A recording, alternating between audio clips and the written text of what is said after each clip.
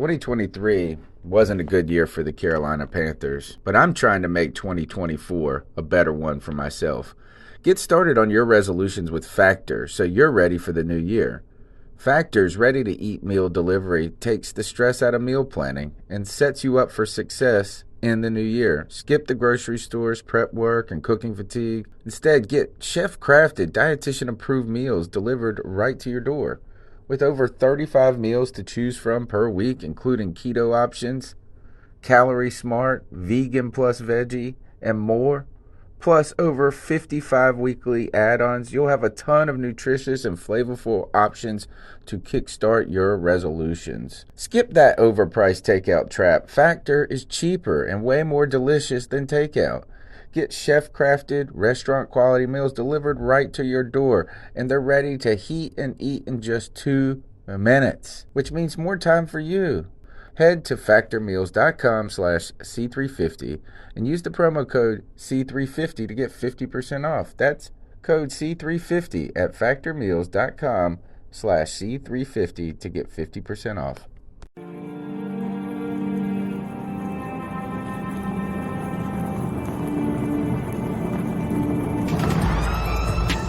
In a world where Carolina Panthers fans have an insatiable thirst for Panthers news and opinions, only one podcast roars ferociously. It's the C3 Panthers Podcast.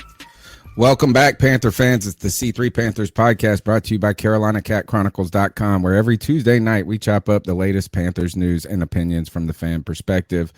Tonight's show, Panthers fans divided by Deshaun Watson. If you've been living under a rock and you didn't know, it's the only story really that Panther fans can talk about at this point, because no other stories will matter until this one is resolved. We'll be talking about that tonight. Free agency. We've got some insider reports coming to you on the Deshaun Watson deal, so we know a little bit about how the meeting went and some of the things, the sentiment surrounding Carolina's offer for the Houston Texans and how it was well received by the Houston Texans. So we've got some insider reports coming to you on that. We've got free agency news. The Carolina Panthers are slowly adding and starting to try to build a roster, but you can see there's some hesitancy in that process as they continue to wonder who will win the Deshaun Watson sweepstakes. We've got that. No compensatory picks. We'll talk about Scott Fitterer and his role as a GM. Is it growing? Is it waning? Is he getting stronger?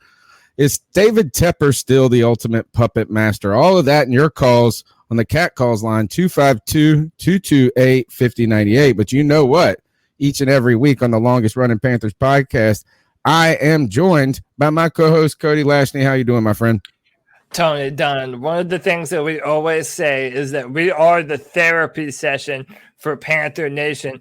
This is a stressful time, man. Not only are the Panthers on the cusp of getting one of the most talented players in the NFL, but we also have our division rivals trying to up the price and get in on this. Listen, this is a stressful time. If you're on Twitter, everyone and their mama has a source on someone who has a connection to someone in someone's camp, and they have all the information. But look, regardless, you know what's going to happen.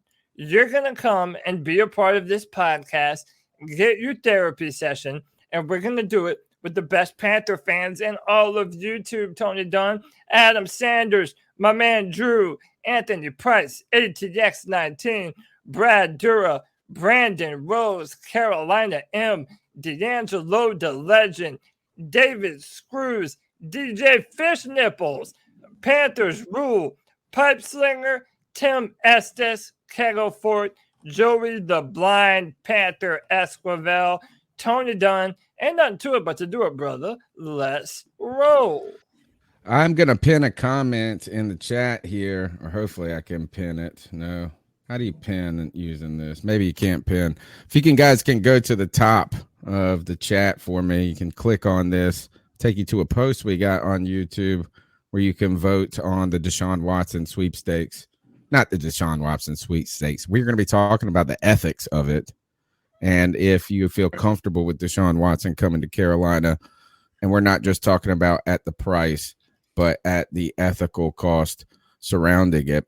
So we've got a lot to talk about tonight, and we want to welcome everybody to the show. It's the longest running Panthers podcast. CK, we're in our 10th season, man. Every Tuesday night we're here talking about the Panthers, man. We just don't quit.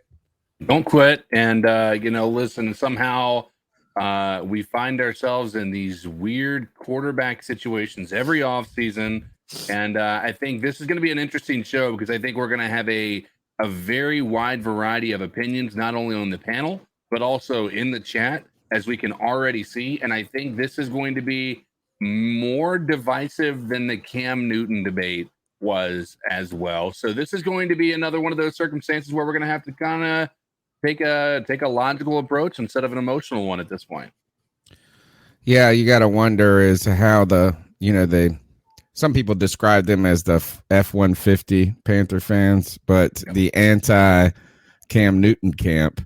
If Deshaun Watson joins the team, do we revise the history of the Carolina Panthers in your fandom and wipe away all division about the saintliness of Cam Newton? You got to wonder, all of a sudden people are going to be saying, you remember all those tropes about his character and this and that? Boy, there's a lot more to go off with this Deshaun Watson story. Greg, the Bat Daddy, my neighborhood nerd. What's up, dude? Oh, you're my friendly neighborhood nerd. That's like you're like a little Spider-Man. I'll take that. No, not little Spider-Man. We'll just say another Spider-Man. There you go. a stronger reboot. Yeah, there you go. It's funny, CK. You're talking about thinking through logic and emotion. I think I've been thinking through logic because I've been, as we on this podcast talking about how I just don't feel right about the Deshaun Watson trade, not because of Deshaun Watson, because of just the way it is in the franchise. I'm not gonna lie, man. This week it feels like a spark's been lit. Maybe because Carolina is one of the forefronts. It seems like maybe it's possible, and because Carolina's in the news. When I listen to podcasts, I hear about Carolina, and not in negative ways. So maybe that's what I like about it. I'm not sure, but I'm starting to lean towards maybe this would work if we can get him because it's looking possible. I think it's still a long shot, but it's looking possible. It felt so improbable at one point. Right. The idea of even before these allegations hit back in the day, it felt back in the day. Like these things have been floating around for 18 months, it feels like at this point. Right. Dude, that's what it feels especially with the free agents we got too. Like we'll talk about it, but we've picked up some people that it makes me feel better about, okay, if we have to get rid of this and this and this. There was a time though when Deshaun Watson was threatening to hold out before these allegations dropped and forcing his way out. And when you went through and talked about the teams that could pull it off, the Carolina Panthers just felt so low on that list. And to think that they're one of the 3 top teams leading the race right now with potentially the strongest offer, now it's just about making Deshaun Watson feel better, right? Maybe Tepper picked it up and moved it out of the way like he asked those massage therapists. Hey, zing. Anyway, we'll see. I mean, it just seems like it's been so long of a story that has continued to circle back to the Carolina Panthers. And here we are at the end of it. And maybe it's not a story that's going to end for us, right? I mean, if he goes to another team, we'll stop talking about Deshaun Watson. But, hey, imagine if he comes here. Guess what? We've got 8 years of talking about this dude ahead of us. If he goes to New Orleans or Atlanta, we ain't going to stop talking about him. I'll tell you. No, but listen, man. Listen. I got to jump in here. The word that I have been using is manifestation. Listen, if you're not a fan of Deshaun, hey, hope that we don't get him. But to all of those that are, that still want Deshaun to be a part of this team, I legitimately believe, regardless of what you may have heard on Twitter, that the Carolina Panthers are still as in this as anyone. Don't lose faith. Don't lose track. It's just nerve-wracking, man. And I kind of alluded to this in my opener. There's so many people on Twitter claiming to have news and sources. It's like you're always trying to sparse through what is and isn't real. So, that's why it's been so stressful. Dude, today I had to get the hell off of Twitter, man, because it's like you read so many different conflicting reports. It's like, dude, what are we doing? People are just making shit up for clout to get clicks and to get retweets and shares. I mean, I really do think that's what a lot of these people are doing. So it's hard to really know what's actually going on. The sad part is we're just gonna have to wait this one out, man, and wait with bated breath as potentially the biggest trade to ever happen, maybe in the history of the NFL from a quarterback position, is potentially about to go down for Carolina. Well, I tell you, I've been talking with Natalie Miller. You can find her at Nat_NFL draft. And Natalie Miller has some insider connections when it comes to the NFL, and particularly those connections have a relationship with Carolina. And really, it seemed like her but her kind of illusions about a lot of things when it comes to quarterbacks in this league, particularly with the Carolina Panthers, have been spot on for a while. So I've got I've been talking with her. So we got some insider info coming to you a little later in the show about what Carolina offered and how it was received and how they tried to court Deshaun Watson. I want you to call into the show at 252-228-5098. That's 252-228-5098. You can call in now, and we'll play your call on the show tonight. Tell me, do you want Deshaun Watson? What do you think the ethical cost is? The expense worth it? Not only when it comes to the compensation you'd have to offer, but also just kind of the character implications that surround the discussion. 252-228-5098. Weigh in on free agency, what you want to see happen, what you've seen happen. We'd love to showcase your call. Even if you can't call in tonight, you can call in throughout the week and we'll play it on the show. So let's go ahead, Cody, and jump in straight away. Deshaun Watson continues. Yeah, I do want to do this real quick. Shout out to Malik Zion. Thanks, your brother, for the $5 love bomb. This is Gary Cobb at Fox News. Philly says his insider told him that Deshaun will make an announcement tomorrow that it is Carolina. I have also heard this as well. Tony Dunn, you're right. Ain't nothing to it but to do it. Let's jump right into it. The Deshaun Watson saga continues, and lots of things have happened today. So as we said, we know that now the Atlanta Falcons are jumping in on this. It doesn't really make a lot of sense to me. Like, they really have no wide receiver help, but there were even reports that Deshaun was the one that requested to interview with the Falcons.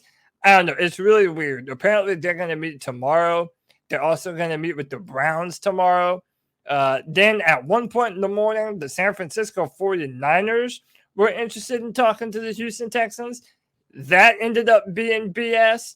So, I mean, really, it goes back to what I'm saying. Everybody has news. Everybody has updates. And you're kind of just left on your own to sparse through the information and find out what is and isn't true. I wanted to ask this to all three of you guys before we go any further.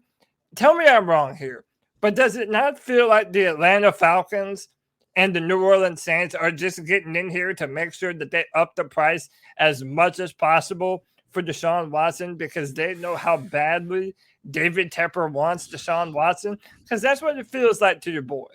It depends on the actual, like what you want to believe, right? If you want to believe that the way that Deshaun is going about this is that he's, that we're just saying we're interested and we'd like to interview him before making an offer, then yes, then there's a potential for a bidding war or something along those lines. However, if it is as they say, which is a significant package was offered prior to the actual interview with him, then I don't think it really mattered who was there and a part of that. I think it was going to always be, I just don't think that has really that much weight involved in that conversation because what I believe is the case is, or could very well be the case. I don't want to say with certainty either way, but is that the Houston Texans allowed the Deshaun Watson to interview with anybody who had a trade they would immediately accept. Right. So if he said, I want them, I'll go to Carolina, then they would say, all right, I accept your trade, right?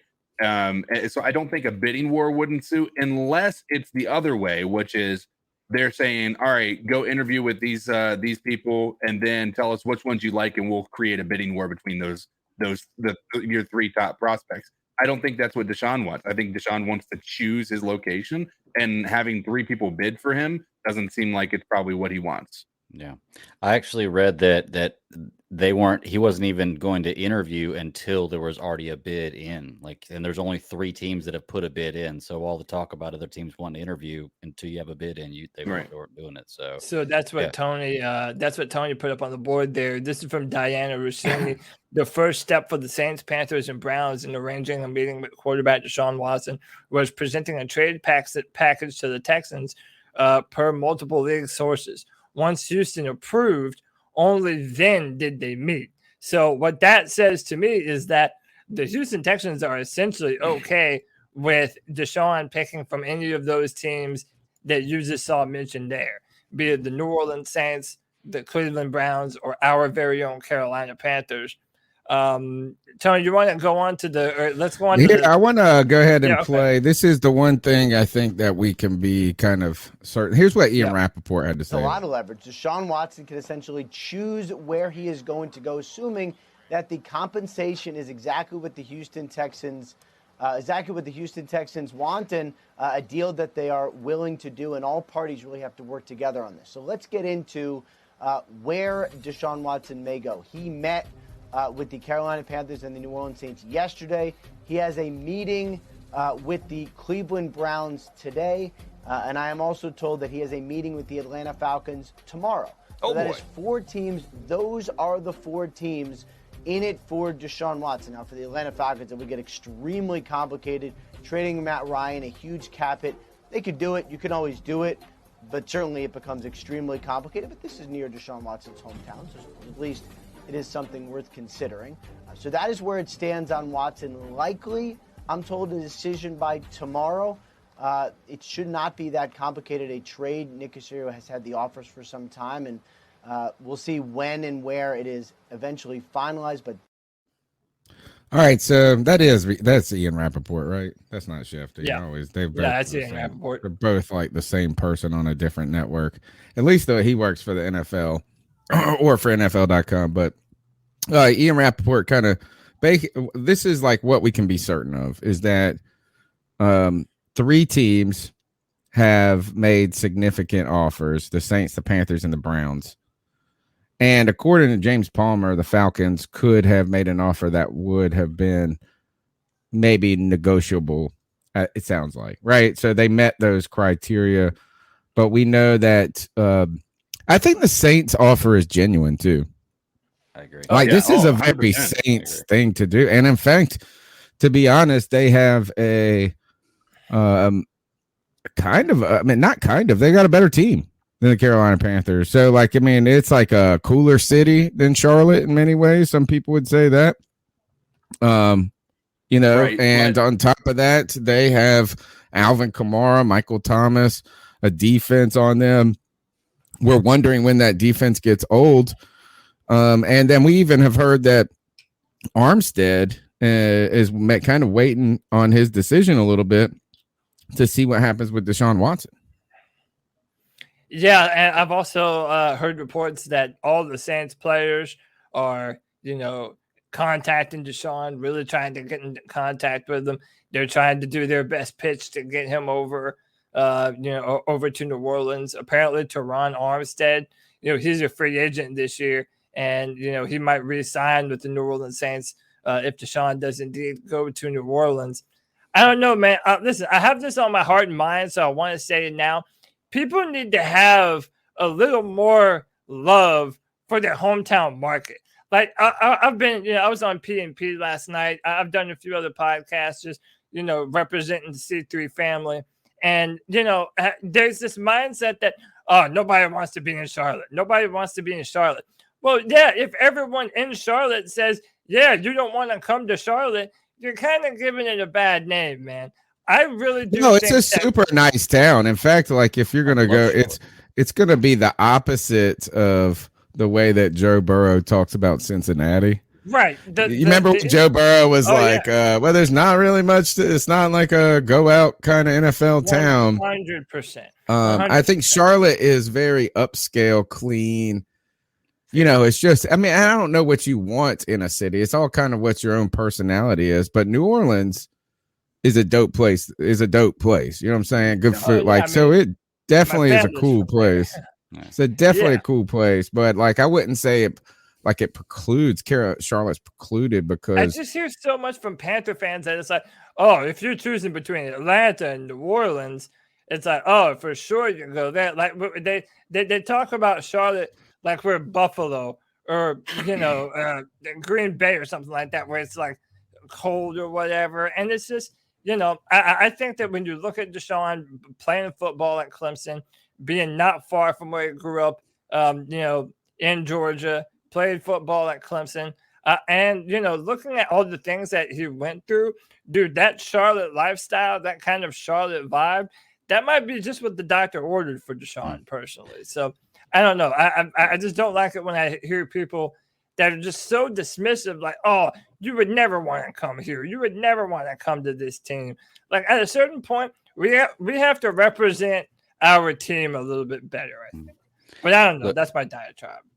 I absolutely love Charlotte. I went to college in Charlotte. Love that city, man. I try to get down there every time I can. I haven't in a while, but I love Charlotte. But all I'm saying is when you're talking about guys on a professional level, you got to remember these guys aren't just coming here to play football. They're coming here to live too. Okay, so just imagine that you're somewhere and you have a choice in vacation of where you want to go. You're going to go to Philadelphia, New Orleans, Los Angeles, Chicago, or Charlotte. Like of all those cities, would Charlotte be a destination? Is there anything that I think it's cooler than Philly's got a lot of history and stuff like that. But that's what I'm saying. I think we would be going to Miami if we were going on vacation. But I think Charlotte's we would be not going a place to pop up and stand out, is what I'm saying. But there's a place to vacation. It's great to live there, but people wouldn't know it until they do. That's what I'm saying. People won't know how great Charlotte is till you live there. And that's the problem, And like if you're raising a family, like dude, listen to Greg Olsen, listen to Stephon Gilmore, listen to so many people who are like, yeah, if you have a family, if you want to, settle down and have a nice home, dude, Charlotte is a perfect place to do it. And it's the fastest growing city in the Southeast. Here's one other thing to add to your point and to support you on this, Cody, is like the kind of mindset of living in a city, being where you hang out. Like you could live in a nice city in Charlotte and hang out in Miami. Like it ain't that hard if you make $35 million a year to go to Miami or to New Orleans for as long and as many times as you want without it being a pain in the ass to anybody. And then you have a nice, beautiful city that you live in. I live in a small town in Greenville, North Carolina. It's not cool at all. In fact, it would be considered the only thing. There's a reason we're all alcoholics here. It's because there's nothing to do but drink in many ways. We're known for a great party school with beautiful women. It's a cool town, man. It's a cool college town, but it's not nice. It's not crappy either. But my college professor, my thesis advisor, he lived in Toronto and Michigan, like in different big cities in Michigan and stuff like this. Detroit, I think he was there for a little while. Yeah. And he said this is that Greenville is a great place to live, a terrible place to visit. And that is like your cost of living is cheap. You've got it's like everything is relatively convenient. You've got a good college. You've got a good hospital. You got good schools. It's a relatively safe town in many ways and stuff like this. You don't have insane traffic and it's cheap. It's fucking dirt cheap. Right. And he said go visit New York. Visit New York, but don't kill yourself to live in an 800 square foot apartment in New York. Right. So I think that kind of attitude could translate to Charlotte to a certain degree. Is like, hey, it's a beautiful city, beautiful schools. It's got enough money because of the banking system and culture and college. It's like there's a lot of cool stuff. It is certainly not as crime ridden as a New Orleans. where I was in New Orleans once, and I have never seen this, is in my town, you go past churches and it's like, Jesus is the reason for the season. Jesus is not just here on Sundays, but every day. They put those little slogans out front. I was in New Orleans. I walked past the church. I was walking down the street. They had a big banner that says, Jesus says, don't kill people. Don't murder people. I was like, God dang. Like, shit. But your murder rate is so big time there that it's not like, hey, we love Jesus. It's like Jesus says, don't murder people. So listen, man. Again, that was my own little diatribe. I just want people to have some love and respect for the place that their team comes from. Let's go to this insider report because, I mean, look, let's be real. If we're going to have any optimism, it's going to be from reading stuff like this. You want me to read it, Tony? Do you want to read it? What you want? Go ahead. This is I'll tell you who gave me this. This is from Natalie Miller. Natalie Miller knows a member of a NFL front office who was a former regional scout who has some ties to personnel people in Carolina. Yep. So like this is, and none of this is claiming anything sensationalist or saying that something's going to happen. So the temperature of these reports also is important when I read them and listen to them. So I trust this a lot. Yeah. So, I mean, I do too. And there's also more than one person out there who's saying this. So it says, Carolina felt very good about the meeting they had with Deshaun. They felt like Tepper pretty much promised him the world and voiced support throughout everything. They will do whatever it takes to land him, including giving him the front office and personnel influence he sought in Houston. Carolina has the best package, and the Texans would ultimately prefer that Watson did choose Carolina or just okayed Carolina in general. They covet the 6th pick, and they covet the young players that the Panthers offer. And Tony, this is one of the things that, you know, I believe I said yesterday. We talked about this directly last night. Like this just makes sense, right? This just makes sense. As you talked about, this is not this being just a 2-team thing. This is a 3-person dance, right? This is a menage a trois agreement here. Is not only does the agreement have to be between the Carolina Panthers and the Houston Texans, but also we have Deshaun Watson's personal preferences involved in this. But before any of this begins, you do have to clear, before you can court the daughter in Deshaun Watson, you have to clear it with dad Nick Caserio. And right now is that Carolina, we know this, as you pointed out, it just makes sense, is that 18th pick or 6th pick, if you're thinking 3 first-round picks and one of those is this year's, that right away is a lot more intriguing. And then the other component is that this is a part involving other players too. So what players can you offer and what type of contracts can you offer? Right. And so those are the things. And it seems like Carolina has a lot to offer when it comes to, or is willing to offer a lot for Deshaun Watson. Yeah. And I mean, this kind of goes back to everything that we've been hearing that, you know, and we'll kind of get to this later, but I've been saying this, guys. I genuinely believe that Matt Rule, especially now after these, you know, past 2 seasons, I believe his power in the organization is far more understated than it was. And I really do think, especially when you look at, you know, free agency, the signings that we've made, I really do think Scott Fitterer has been given the reins a little more on this. And I kind of believe that him and David Tepper are finally working in tandem.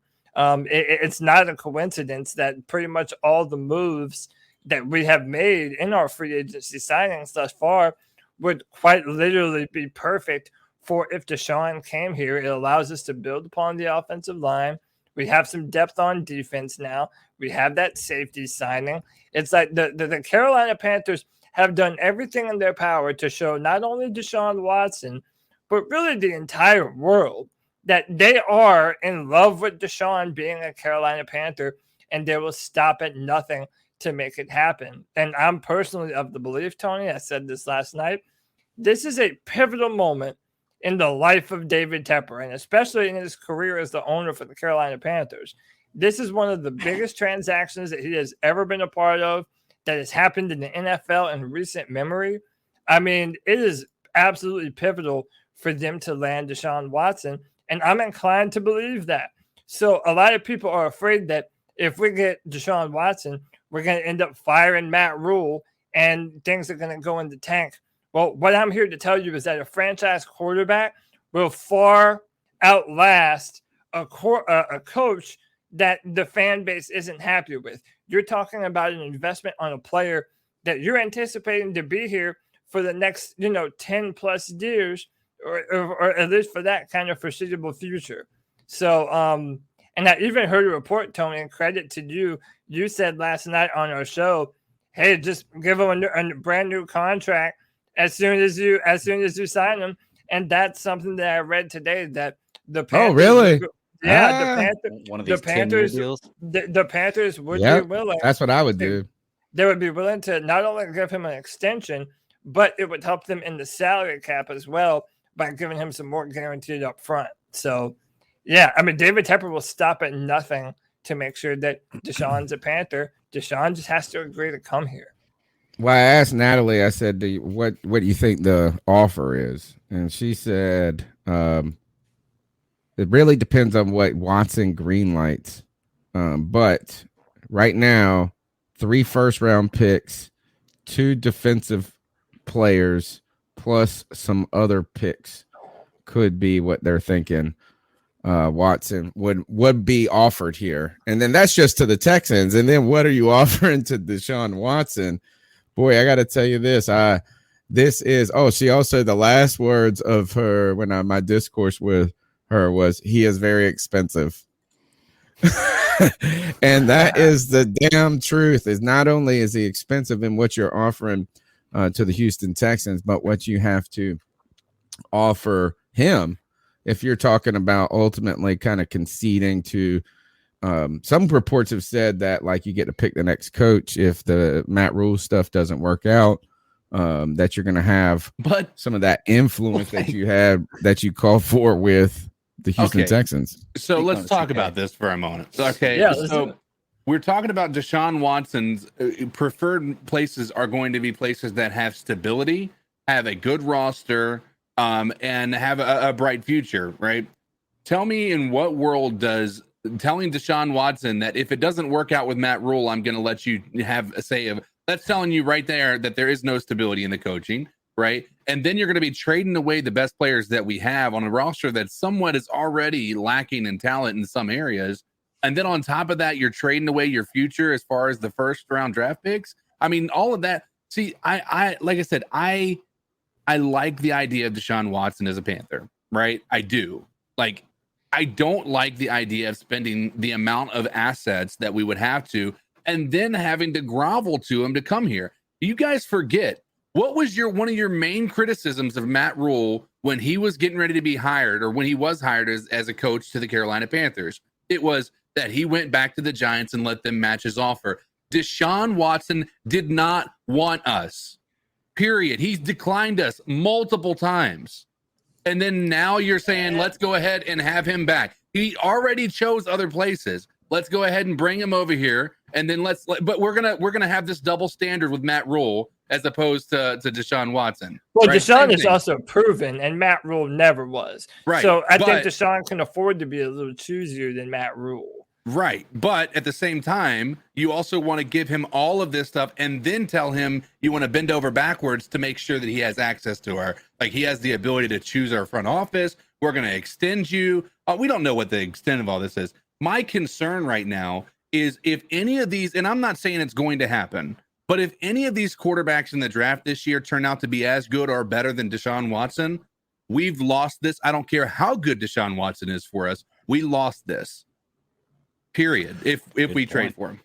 When we talk about the expense of this, right, is I think CK's bringing up an important part of this. And I don't like the idea of like, hey, we're just mortgaging the future away. Like, I think that's kind of like a sort of a bankrupt argument. But I think CK brings in something, an added layer to this, that it's not just the picks at this point. It's the persona of what you're portraying and what you believe in yourself. It is to the point where, like he said, groveling, to the point where we have told this person from before they've played a single snap on this team that they're more important than anything on the team. You want to think about, imagine if my man goes and wins a Super Bowl. You think Aaron Rodgers is bizarre.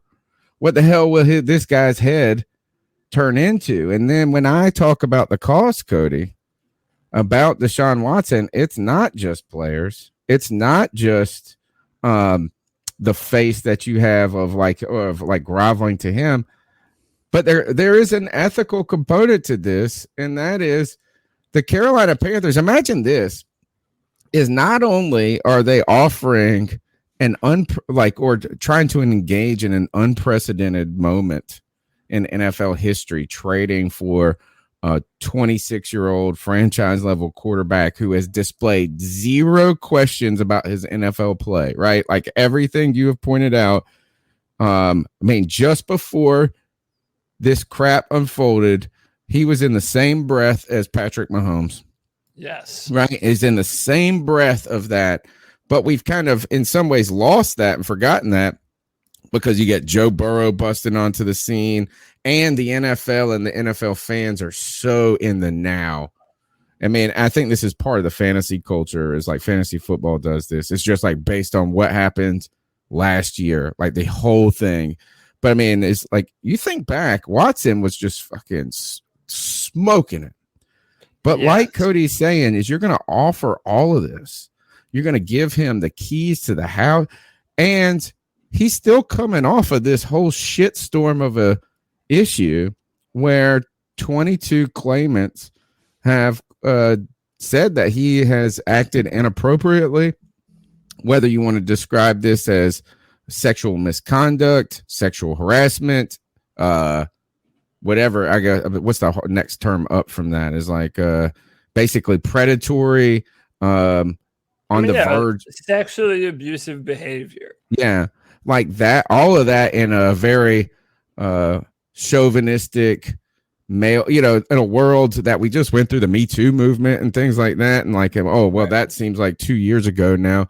But this is a big discussion here, is not only are you giving all of that, you're giving it to a person who basically is like, or he's coming in with a lot of stank on him.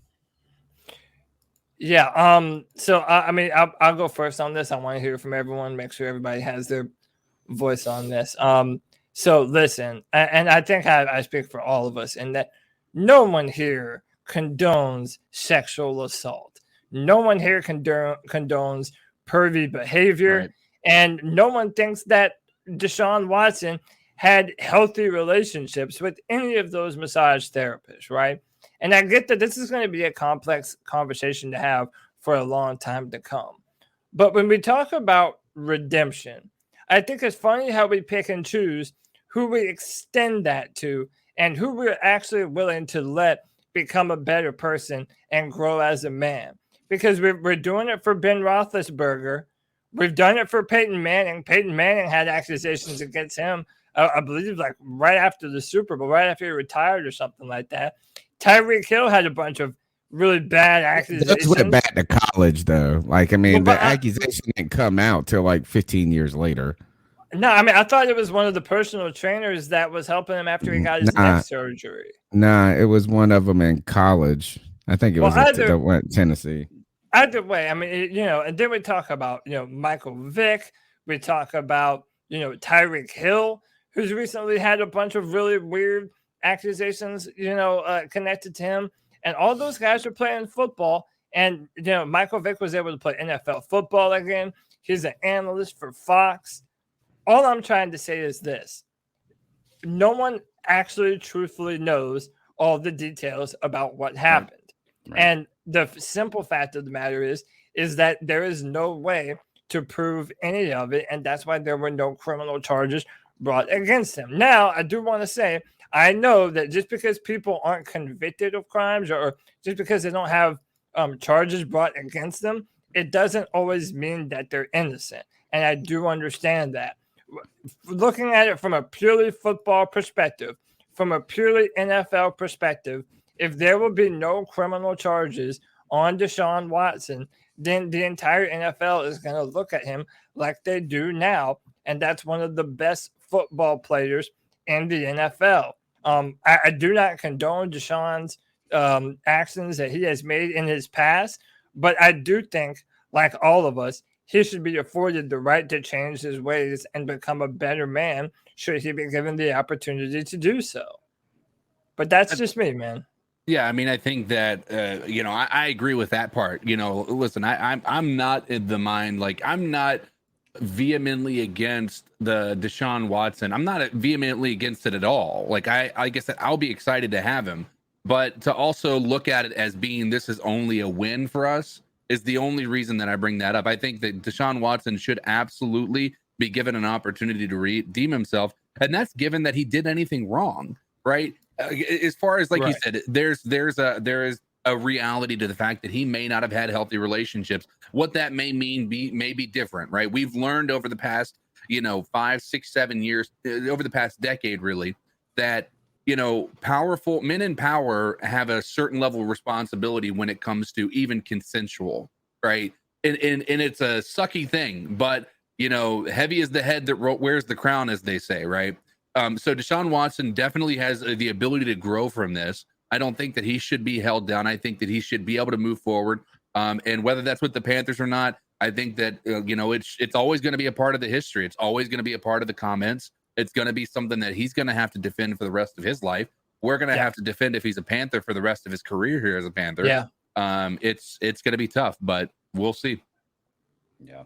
And that's the issue I was talking about whenever I had first discussed it, for the past few weeks about being done with it and not wanting to be here. It's not that I'm saying he's guilty and no matter what the judgment is, of course he deserves redemption and their chance. I just don't want that to cloud around the team. I just don't want to hear about all that stuff. But man, once again, as far as a football player goes, I would love to have him as a Panther too. I've already told the guys at work if he comes to Carolina, that's the next jersey I'm buying. For sure. Oh yeah. Wow. Man, sure. You're just wait. You can't you can't say you're worried and concerned about the ethical stuff and say I'm going to go buy his jersey. Because if he comes here, what can I do? I've got to. I'll support him as a player. If he comes here, there's nothing I can do about it except support him as a player, and I will. He's a good player because I don't believe. I'm not saying he's done anything either way. I don't know. I have no idea. So I'm not putting anything on any of that. I know him as a football player. He's a good football player. If I don't want all that smoke. But if he comes here, it's going to happen, and I'm going to support him. And I want, I saw and Tony, can I add? But before you go, can I add to that too? Like, I feel like if people, I've been seeing on Twitter, people saying that they're going to quit the Panthers. That this is a bridge too far for them. That if they have a sexual assaulter as their quarterback, they're not going to support the team anymore. And what I've been saying is, if that's really the truth, then you really should have quit the team last season when you knew that David Tepper was going to trade for him, even in spite of all the accusations being out against him. Like, the people to blame for this are not the people that are excited and happy about Deshaun potentially being a Panther. It's the people that are actually making the decisions for the Panthers that your qualm is actually with. We're going to be Panther fans no matter what. Deshaun Watson or no, Cam Newton or no. This Panthers train doesn't stop, man. And again, it's not like he's a convicted murderer or something crazy like that. It's something that he's obviously ashamed of. At least I would hope that he's ashamed of. And I think he should be allowed to move on from it and go on with his career and try and be a better man because of it. Well, I think you brought up a good point about as Tepper was trying to make this deal back last year when this news was breaking, and maybe even using this news to potentially lessen the cost that it would take to get Deshaun Watson. But this all happened at the owners' meeting last year, and all of this was breaking, and it just all of a sudden became a shitstorm so quick. But if it would have maybe happened 2 weeks later, the Carolina Panthers, or 2 weeks earlier, the Carolina Panthers may have already gotten the deal done at that point. It sounds like, they've been all in the entire time. Right. So I think that's important. I saw this on, this is from a Cleveland TV, local TV station. I am uncomfortable today. I'd love to stand here and make some grand statement putting down Deshaun Watson. But I know that pro sports is a fantasy, and for the vast majority of people watching the games, and myself right now, the disgusting allegations against him are nothing more than another storyline. But there's a whole lot of women who might not even watch football, and to them, abuse has been a very real part of their lives. It's not just a storyline. I can't hide behind a grand jury not indicting Watson either, because I do have some modicum of common sense. All 22 women making allegations against Watson might not be telling the truth, but there's no way all 22 are lying. And sexual abuse is a subject where one is far too many. If the Browns land him, and I still don't think they will, then the Browns should weather that storm from fans. And they will, and they'll be all right with doing it, because whenever he does play, Watson will probably play well. And because this is all about a fantasy, this will probably fade from the public interest. But personally, I hope he doesn't come here. Because while I don't have daughters, I am trying to raise young men not to be pigs. And even though I know the business of football, that's much easier for me to do when the loudest behavior is that of the enemy, not the one we're supposed to root for. I mean, look, I understand it. I get it. But Tony, what do I call a lot of this stuff, man? Virtue signaling. Virtue signaling.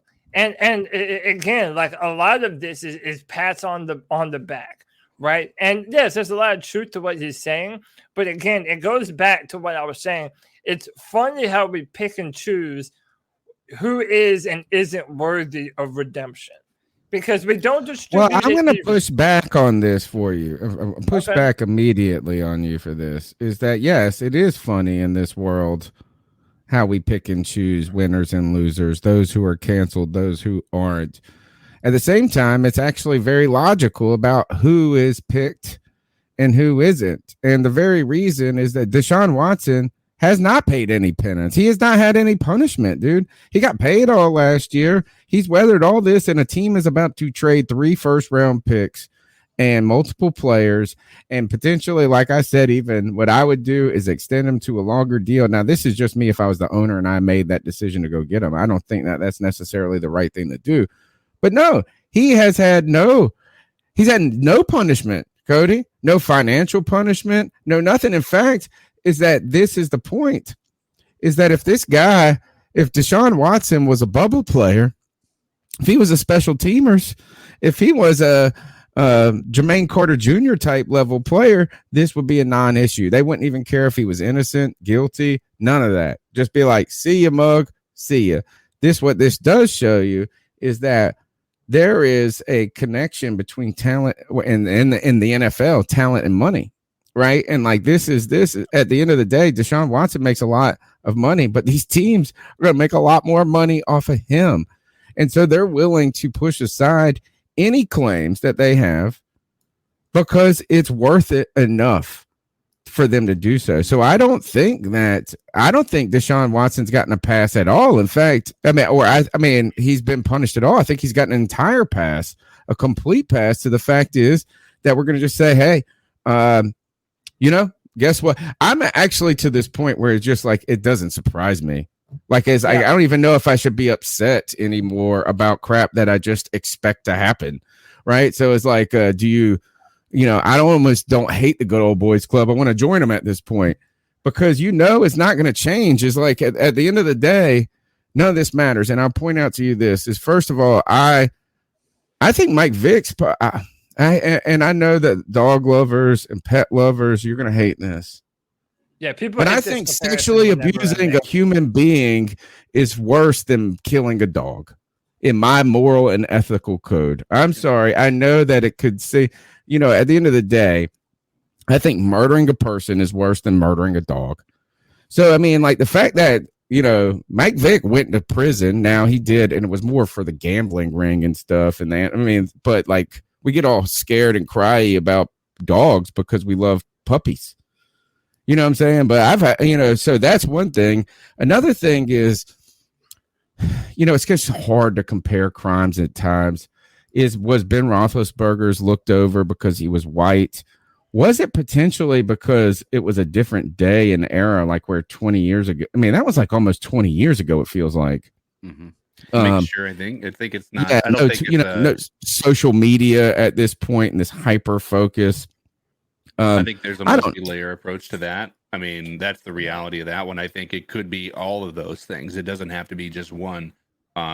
You know, and I think it definitely has a lot to do with the time of when that took place. It was a much different world than we live in right now.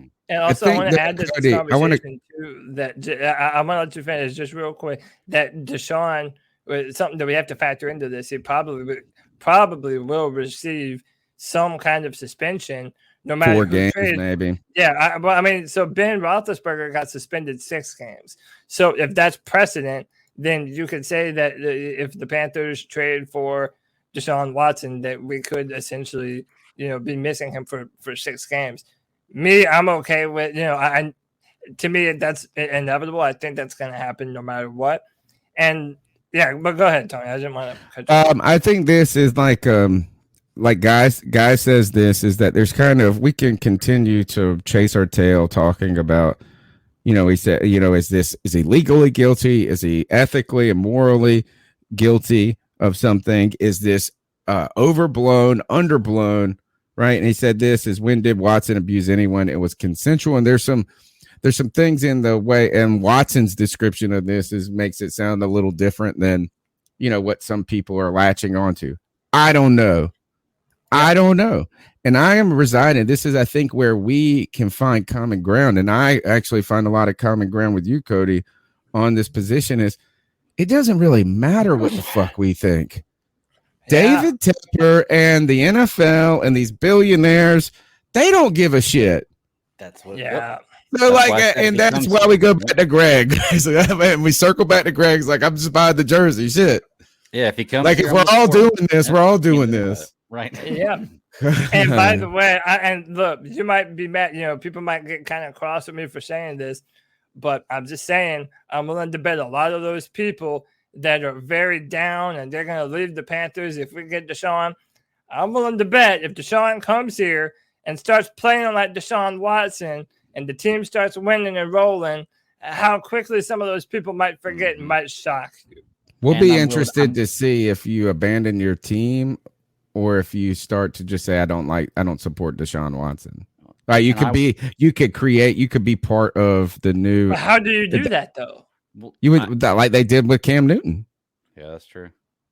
I guess. I just wonder if those people who are like that were Panthers fans in the Jerry Richardson era, and then continue to be Panthers fans after the Jerry Richardson era. Because I know, yeah. I mean, it's that you got to wonder too. It's just a shitstorm, dude.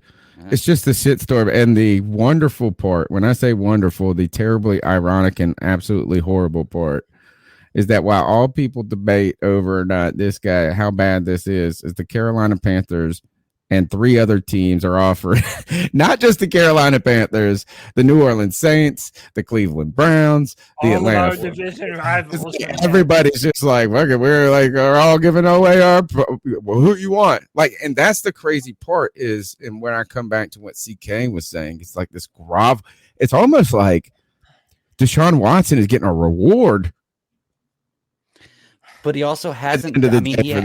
He hasn't been convicted of anything. So I mean, technically, that's why us talking about redemption is a little strange, because if he gets dropped all charges, doesn't get convicted of anything, then he has nothing to be redeemed from, because we weren't there, and as far as we know it, we'll see how this civil stuff comes out. We'll see how this civil stuff comes out. But there's a lot of people that commit crimes all the time that don't get in trouble for it. You know what I'm saying? So that doesn't mean just because nobody heard, does a tree fall in the woods, if there's nobody there to hear it, doesn't make a sound. Just because nobody gets, like, at the end of the day, gets in trouble for something doesn't mean a bad thing occurs. There's a lot of people who drink and drive that don't get DUIs. Yeah, that's a great point. Yeah, and I also, I wanted to make sure I clarify this too. I'm also not trying to change anyone's opinion. If this is a bridge too far for you, and this is a real issue that's near and dear to your heart, especially if you are a woman who has been assaulted, far be it from me to try and tell you that you shouldn't care about this. That is not my goal. It's not my aim. I don't feel like that's any of our aims.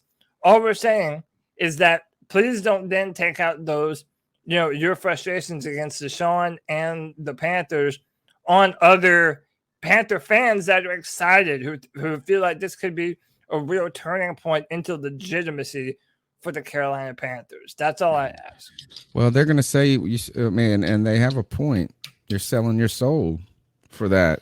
You're selling your soul for the idea of just like wins, and who cares how you get it. I do think this is that it's a vicious circle. I would say this is that like this happens all the time. In all walks of life, like we do, and it's not just the Panthers and football. It's like in all walks of life, money, power, all of this. Like this shit happens all the time, folks. The world is not just. So if you're a football fan, man, the Patriots are cheaters and they got all these Super Bowls, right? The world is not just. The world is not just. Hey, so I'd like to encourage everybody to subscribe to the show. Give us a thumbs up button. You can call in at 252-228-5098 and weigh in on some of these things. Let's run through some of the free agent signings super quick, Cody, and then we'll get into some of the cackles. Yes, sir. So Scott Fitterer has been working, y'all. And this goes back to my idea that Fitterer has a little more power in this team than he previously did. But apparently Fitterer was not in the room when David Tepper and Matt Rule were meeting with Deshaun Watson because he was busy doing work, y'all. Austin Corbett, the Pro Bowl or the Super Bowl winning right guard, is now a Carolina Panther, a 3-year contract, $29.5 million deal. His cap figure for 2022 is only $4.490 million. It jumps to $12 million in 2023, $9 million in 2024. He has $13.6 million guaranteed. And one of the things, if you look at the film on this guy and you look at what this guy does really well, it fits to the type of bravado and the type of offensive line that we want to be built as. We're a run-first football team. The Los Angeles Rams, they would run directly behind this man. He is a people mover. Apparently, he also has the versatility to be able to play guard, to be able to play center. So he has that position versatility that the Panthers so covet. And that's going to be a big deal for us going forward, especially knowing how bad this offensive line was last year. This is a major improvement, one that I like a lot. But then we also brought in Xavier Woods, and the Panthers have not truly put money down on the safety position in a very long time, not since Trey Boston and Eric Reed when we traded for him or signed him rather as a free agent. We were in desperate need of this man. Someone that can play up high, that can play in the box. He played 62% of his snaps at the free safety position. So this is just what the doctor ordered for Carolina. Xavier Woods is a good football player. He has some trouble diagnosing some things, but for the most part, if you put him at free safety and just let him cut off the field, he's a very fast, action-packed player. He flies to the football. And I think that this was a good signing for the Carolina Panthers. This is the day one of free agency add 2 positions of need, right? And I don't even want to say that this is good moves by Scott Fitterer. These are necessary moves by Scott Fitterer. You like that Xavier Woods is young still. One of the things I read immediately was how smart he is when some of the coverage is like the reports from Mike Zimmer, who was trying to upgrade that secondary after a down year 2 years ago. And they ultimately lost it. He lost his job this year. So it's not like all of a sudden that's a glowing review. You got a guy who has been a starter for 4 straight years. So there seems to be some availability, right? And that's important. The Austin, oh God, why does his last name escape me just right Corbett. now? Think of like Sherbet. Think about Sherbet. Austin Corbett, I saw this from Schuler Callahan, who's been on the show before. He wrote, John Miller allowed 7 sacks this past season. Austin Corbett has allowed 5 in the past 4 seasons. So, you know, the one thing I'd say this is about this Austin Corbett signing is whether or not we could probably debate about the money, which I don't think is too much money. I'm sorry, $10 million a year for a guard. A starting guard is not like a ridiculous unless they're a bum. No. Right. You know, You have to pay the one thing I like about the Corbett signing in comparison to past signings at the offensive line is that you got a guy who's had success in the NFL recently. You got a guy that is thought highly of by the team he played on, was a part of a pretty darn good unit for the Rams at times this year that won the Super Bowl. And finally, we're getting a player who isn't entirely just a gamble, right? I mean, like Cam Irving, like, oh, he's got like, I mean, he hasn't played a lot, like, but he can play all these different positions. We think it's like finally we don't got a reclamation project, right? Yeah. We don't got a player who's coming in off an injury. Is that even you think of who was our former center that we just lost or that we it's gone this Matt Paradis. Matt Paradis. Matt Paradis was coming off a significant injury in Denver. He was the most highly ranked player because of how he had been playing for the past season and a half, but then he had an injury. So you signed an injured player. You go back to Matt Khalil. Not only had he sucked at times, he was coming off an injury. At least with these guys right here, I haven't heard any funky business about them not being good. And we hope they can be good here. That's finally the good news here. Yeah. Can I bring up something about Xavier Woods that I was reading about? It's amazing. Is, you know, going through his stats is pretty good. 108 tackles, 1 sack, 2 forced fumbles, 3 interceptions, 10 passes defended last year, right? Cody, you said he played 62% of the snaps in the safety position? At free safety, yep. At free safety. That means he played 38% of snaps in some other position because he played every defensive snap last year for the Vikings. He played 100% of the snaps. He's an Iron Man. Like this guy can play. Well, that's what we need, you know. So these are good things. Mm-hmm. In addition to these guys, the Carolina Panthers today announced they're bringing back Marquise Haynes Jr. Right? Didn't we get that news? Yep. Yeah. So let's continue with it here. So then Scott Fitterer was not done. He put on his Thanos gauntlet, that Infinity Gauntlet, snapped his fingers and made some more magic happen. Then he brings in that power back that we have all been so desperately waiting for. Deontay Foreman on a 1-year contract, started his career with the Houston Texans, and then last year played for the Tennessee Titans. And when Derrick Henry missed a considerable amount of football, their run game did not fall off a cliff. Deontay Foreman was a damn good running back for the Tennessee Titans. He had a big-time run in that playoff game that they played. I believe it was against the Bengals. It was either the Bills or the Bengals. This guy, he is an exceptional athlete. And by the way, just because I saw Shockhead in the chat room already alluded to it, this man played with Deshaun Watson in Houston, and on his Instagram story, he's already trying to recruit the man here to Carolina. So I think this could potentially be another ace in the hole. But Deshaun Watson, I mean, we've had so many discussions about the injury history of Christian McCaffrey and his ability to be able to stay healthy for a full season of football.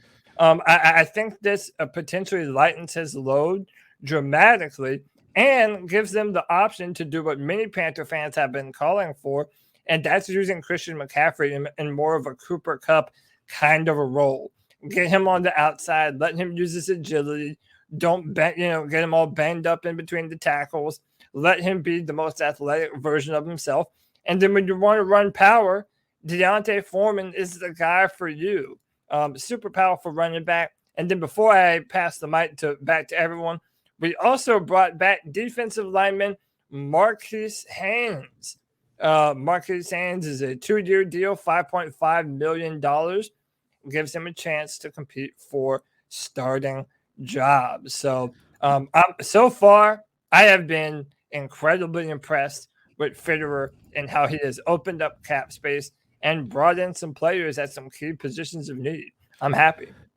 I think he's doing what he's supposed to do. I'm not ready to congratulate people for doing what you're supposed to do. But I think some things stick out to me about these deals right away. As someone put it in the chat, I think Ted said this, is none of these deals are insanely big. No. Right? I mean, like Xavier Woods' deal is straight. $15 million, 3 years. You're talking about a starting player, you think. $5 million. I mean, if you just average that, $5.25 million a year. That's like less than Ian Thomas makes, right? And I'm pretty sure he's going to play a much bigger role. I had a Titans fan of mine, Chad Moore, reach out immediately to me when the Foreman Simon came out, and that was, and I feel like this is, hold on, I got to take the comment down just for a second so I see it. Deontay Foreman. The reason I have to take that down is because I'm forever going to think of him like that. I'm going to call him the Devontae Freeman, who played for the Atlanta Falcons not too long, a few years ago, who was also a running back. Yeah. But so I will confuse his name for his entire career at Carolina with that guy. You can just expect it. But I'm talking about this guy. My friend reached out and he said, man, you guys got a good back. Like this is a good sign-in. You were talking about how Ben McAdoo, more power run scheme. Some people were talking about this. I saw is that this could maybe free up Christian McCaffrey into some different roles, which everybody wants to believe and all of this stuff. Who knows if that's ever going to happen? The bigger question for me is that while Scott Fitterer is doing what he's supposed to, again, this past draft looks like trash, man. At the end of the year, when it comes to this, is that you got to go out and get this back, and you don't believe Chuba Hubbard. It's going to be it. It's just right now, this is, you got to think Christian McCaffrey, Deontay Foreman, Chuba Hubbard is the depth chart at this point. Marquise Haynes, one other thing on Marquise Haynes straight is that he kind of reminds me of like a Mario Addison story. That's who he was compared to when we brought him in. Yeah, a guy who has taken a long time, but could be a strong contributor on a team. Like he hasn't shown he's kind of developed a more balanced game over time. And this is going to be important as we're trying to fill the role of Hassan Reddick and trying to fill this defensive front going forward. And maybe even if Brian Burns were particularly part of a trade package for Deshaun Watson. So this is kind of I think this is going to be this signing needs to work. Marquise Haynes needs to be a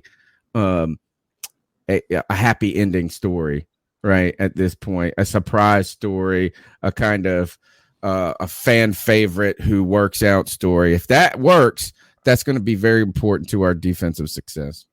Yeah, and also knowing that we lost Hassan Reddick. And we also didn't mention that Hassan Reddick signed a contract with the Philadelphia Eagles, so he's going back home where he played college football. And then on top of it too, like let's just be real. When you look at the signing of Xavier Woods, and when you look at bringing back Marquise Haynes, it also has the vibe of us potentially losing maybe even a Brian Burns, maybe even a Jeremy Chin, if that's what it's going to take to end up getting Deshaun Watson on the football team. So, yeah, this is a big opportunity for Marquise Haynes. If we're going to be losing two of our big-time pass rushers on the edges, then it's going to be time for your Turgos Matos to step up in a big way. And especially now that we've signed Marquise Haynes to a $5.5 million contract, now it's definitely up to him to prove his worth as well, and and prove that he can come here and get it done. One more thing I wanted to add to it's Deontay Foreman. Now you're messing me up, Tony. I know, sorry. 6'1", 236 pounds. Then at 234 pounds, Foreman ran a pair of 4.45 40s at his 2017 pro day. He didn't clock that time had he clocked that time at the combine, it would have been the fastest of any back over 232 pounds since 2003. His vertical jump was 33 inches. So this is a big time, powerful, agile running back, man, who has a good head of speed about him. I love this signing, man. I think this is a perfect weapon to add to an already existing room of really good weapons. And yeah, I'm really liking. It's gonna be like a better Mike Davis. Yes, but bigger, stronger, faster, younger, faster, all of those things. Yeah. Yes, 100%. 252-228-5098. Let's go ahead and jump into the cat calls and start working through your opinions on whether or not Deshaun Watson should come here, what you think of free agency, and do the ethics matter, or do you just recognize the world is full of shit and we're just trying to win a chip? Next, here we go. So what are your thoughts on catcalling? Yeah, it's pretty. You shouldn't do that to somebody. And how did that make you feel? Very uncomfortable. So how do you think catcalling makes the person feel? It feels good, like. Who's that cat sitting in the back corner with his face buried in his nose? Who's that kid that can use one?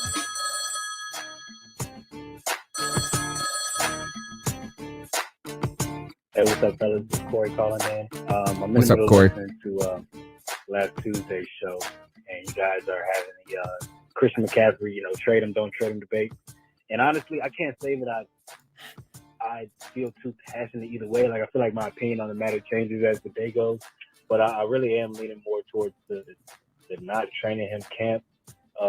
One thing I will say before I get into it, though, Tony, one of the arguments you made was like, okay, like Robbie Anderson's making this much, Christian's making this much. I'd much rather allocate my funds to Christian McCaffrey than Robbie Anderson. And it's like, yeah, that's true, but that's based off like knowing what we know now, right? So Robbie Anderson, when he signed that deal, even people were saying like it might have been a little bit of an overpay. Like, I don't know. But he was coming off a really good year, coming off a 1,000-yard season with quarterback play that we knew wasn't up to standard. So like, okay, Robbie Anderson can build off that. If he did build off that, right? If he didn't have his career worst year last year and built off it, and we saw improvement, and Robbie Anderson's future with the team was looked like something that was going to stay here, we wouldn't be feeling the way we were feeling about Robbie Anderson's contract. You wouldn't, say that, I want Chris McCaffrey. But obviously that's truth, right? But I'm just saying, like, the fact that Robbie Anderson is underperforming his contract shouldn't be an argument to, keep paying Christian McCaffrey while he, quote unquote, underperforms his contract. I say underperform because he is, but it's not his fault. But, you're not on the field, you're underperforming your contract, but it's not your fault. I just say it shouldn't be, that kind of argument. But I really think I would rather keep Christian McCaffrey than trade him. Obviously, his value is never going to be as high as it is right now unless he, bounces back and becomes a Christian that he is. Then at that point, we wouldn't want to trade him. But I think just genuinely it's because he is overpaid. Not overpaid, but he is paid very, very highly. And yes, teams that win Super Bowls, they don't have high-paid running backs, but they have really good to elite quarterbacks. That's the formula to win Super Bowls and to have continued success. We don't have that. And you can literally watch the games. Everybody talks about it. We see Christian too much. We do this, we do that. But he changes the game so much. Like when he's not playing, y'all, it literally looks like we don't have a chance. At least the first few games when we were 3-0 and we were like looking like we could do something, whatever. Like the offense looked different because we had Christian in the game. Like we could call these plays. When he's not in the game, our offense looks so fucking bare bone. Looks like we can't do anything. I think I'm gonna run out of time, but let me call right back. This is a great point, Tony. And I mean, I think I kind of speak for me and you when I say that at this point we're like, dude, why would you even try to get rid of Christian McCaffrey? And to be very honest with you, if we trade for Deshaun, I'm just gonna say when we trade for Deshaun. I'm gonna put that positivity out there. When we trade for Deshaun, I truly do not expect to see Christian McCaffrey as a part of that trade package. I think that you look at what David Tepper's thinking, and he sees the potential of having a quarterback, two top five players in the NFL. Man. I mean, that is at their positions.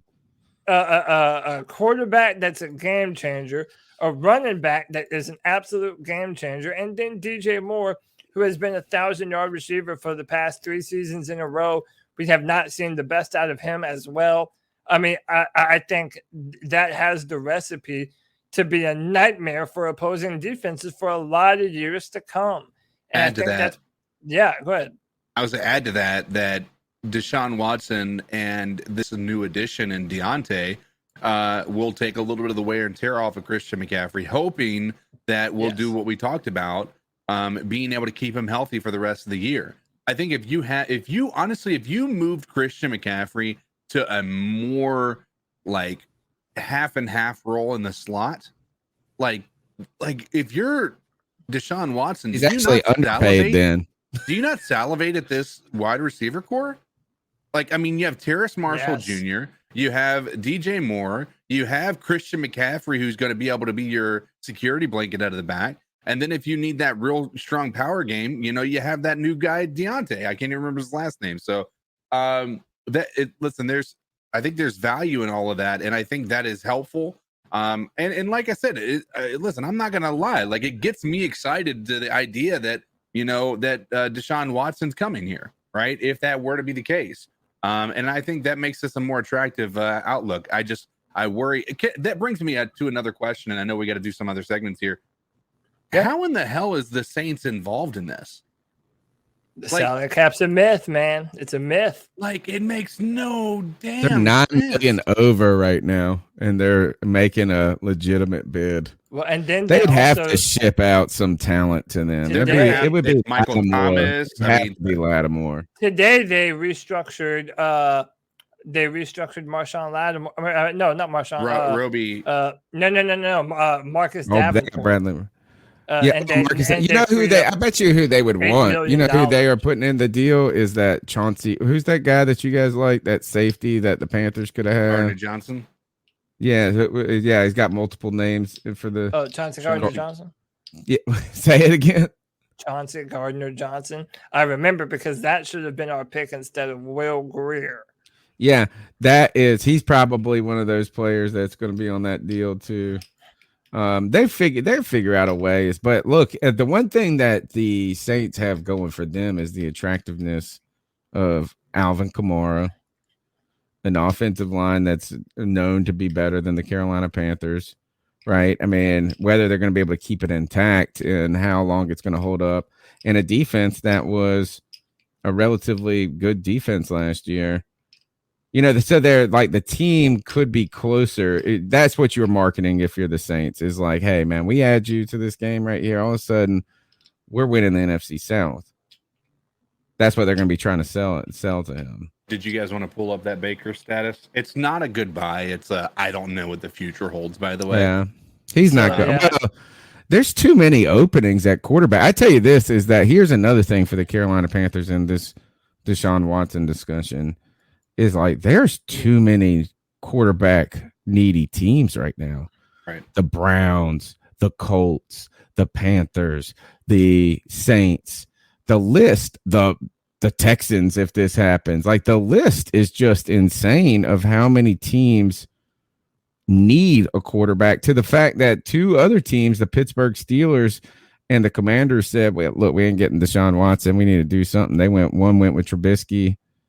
And the other one went with the Commanders went with Wentz. You know, so yeah, Baker Mayfield. It looks like a lot of people are just kind of believing that they're at a point where Baker Mayfield did a lot for that team, but they've hit like kind of a wall, and he's kind of the part. It's just like he's the Teddy Bridgewater of the equation. You know, he's not the problem, but he ain't the solution either at that point. So, yeah, we want you to call into the show at 252-228-5098. This is Cody when the freaky deeks. Yeah, so listen, look, one thing I can say is that in life, one of the things that we've learned, people have kinks. And you know what? This podcast... We're talking about Deshaun Watson. I mean... Dude, people have kinks, and we are not here to kink shame anyone, especially all of you who come to this podcast to get shamed by the big papa with the golden voice box himself. Talk to him, CK. Oh, hello. In a world where there are plenty of QB needy teams, the Carolina Panthers are somehow in the mix for the one and only Deshaun Watson. And what you've done is with every single Twitter refresh, every single peek at NFL.com, ESPN.com. You've also said, let's go see what YouTube has to offer. And maybe you've come across the Carolina Panthers and then the C3 Panthers podcast, the longest running Carolina Panthers podcast in history. But you haven't hit the like button? You haven't hit that subscribe button? I don't know what you're doing with your life. You're absolutely insane. This is some bullshit. Hit the like button. Subscriber shame. 193 strong viewers watching the C3 Panthers podcast right now. 100 thumbs up. Hit that like button. Hit that subscribe. Hit that notification bell for every single time we go live, throwing these Panther news bombs right at your face. That's what we're here for, man. Good times and bad, all in between. This entire roller coaster ride, the C3 podcast is the ride that you want to be on right with us. So hit them likes, hit those subscribes. Tony Dunn, what's next? Hey guys, it's Joey, and you were talking about players not wanting to come to Charlotte and put some respect on it. Yeah, I get what Cody's saying, but you've got players that are 18 or like not 18, but like 22, 23 and up, sometimes even younger, right? And you want a city that has a bunch of party stuff, and these guys have egos that are more inflated than a helium balloon about to pop. And they want a city where oh yeah, this is like a famous city and I'm going to be the king of this awesome party town. That's what they want. But then there's some players like Greg Olsen and Luke and Stephon Gilmore who don't want that. And they love places like Charlotte. So it just depends on what player you're talking about. And I get it. Like all those cities that you mentioned where you would want to go on vacation, which are places like, that Deshaun Watson has been rumored to go to. Cities have an identity. They have their own city culture. Charlotte, we're working on it, and we're not quite there yet, but we're working on it as we get a little bigger. But one thing Charlotte has when it comes to cultures is access to literally almost every other culture out there. You could get great New York food. You could get great, you get some Philadelphia food. You get some Chicago-style pizza. Transplant city. You get Szechuan food. Tons of Indian food, tons of Mexican food, all that stuff. But yeah, it's kind of interesting when you pair it. It's not that Charlotte's bad, but when you think of NFL players who are young and full of testosterone, Charlotte doesn't really come to mind. Anyway, guys. Wow. That's growl. Out there talking about the culture of Charlotte, the transplant city, but banking capital of the Southeast, right? That's one way to look at it. I mean, yeah, just about every building up here is named the Bank of America building. There's at least 3 of them. So they play in Bank of America Stadium, and you know what? I had never even thought about that for this moment. I probably actually have at some point when David Tepper bought us, but the irony or not serendipity, maybe not irony, but he bought a team that plays in Bank of America Stadium with Bank of America stock. Ultimately, it was Bank of America that he bought at $3 and sold at 30. And you know what? I don't want to. I'm about tired of saying that Tepper is a genius. I'm over this. I'm going to tell you this is everybody knew to buy the banks if you had a bunch of money at that point. I mean, you even made money off of Ford at that point. Ford was at $1. And if you could make $1 bazillion off of Ford, then that don't mean you smart. right? That's still kind of a bad theoretical investment in an argument. Yeah. But I guess the only thing is this: he bought a bank that didn't go out of business at the time. There were a couple that did go out of business, so I'm sure some people bought those and were like, "Oh, it's not going to be this one." And that Bank of America is thriving today. Lord knows they keep on popping up everywhere. But hey, shout out to David Screws for the $5. Says I read a report, don't know how reliable it is, but it says McCaffrey is being traded for Jimmy Garoppolo. Then it states rule says it's Deshaun's backup. No, there's almost no way in hell that the Panthers would be trading for Jimmy Garoppolo and Deshaun Watson and to get rid of McCaffrey. I think part of the reason why you bring Deshaun here is because you're going to be able to pair him. No, if you lose McCaffrey. the Deshaun sweepstakes, it's trade for Gardner Minshew. Yeah, that's what it is. It's not Garoppolo. Garoppolo's stopped with the shoulder stuff that's going on. Nobody wants that. Maybe Baker Mayfield, who's also coming off a shoulder injury though as well. Those are some names. That's the type of caliber player you could be looking to trade for or go in court. Or it's just say, you know what, screw it. We lost. Let's just draft Malik Willis or Kenny Pickett at 6. And sorry. I mean, we tried our best, but now we got to do something else. I don't know if it's just weight.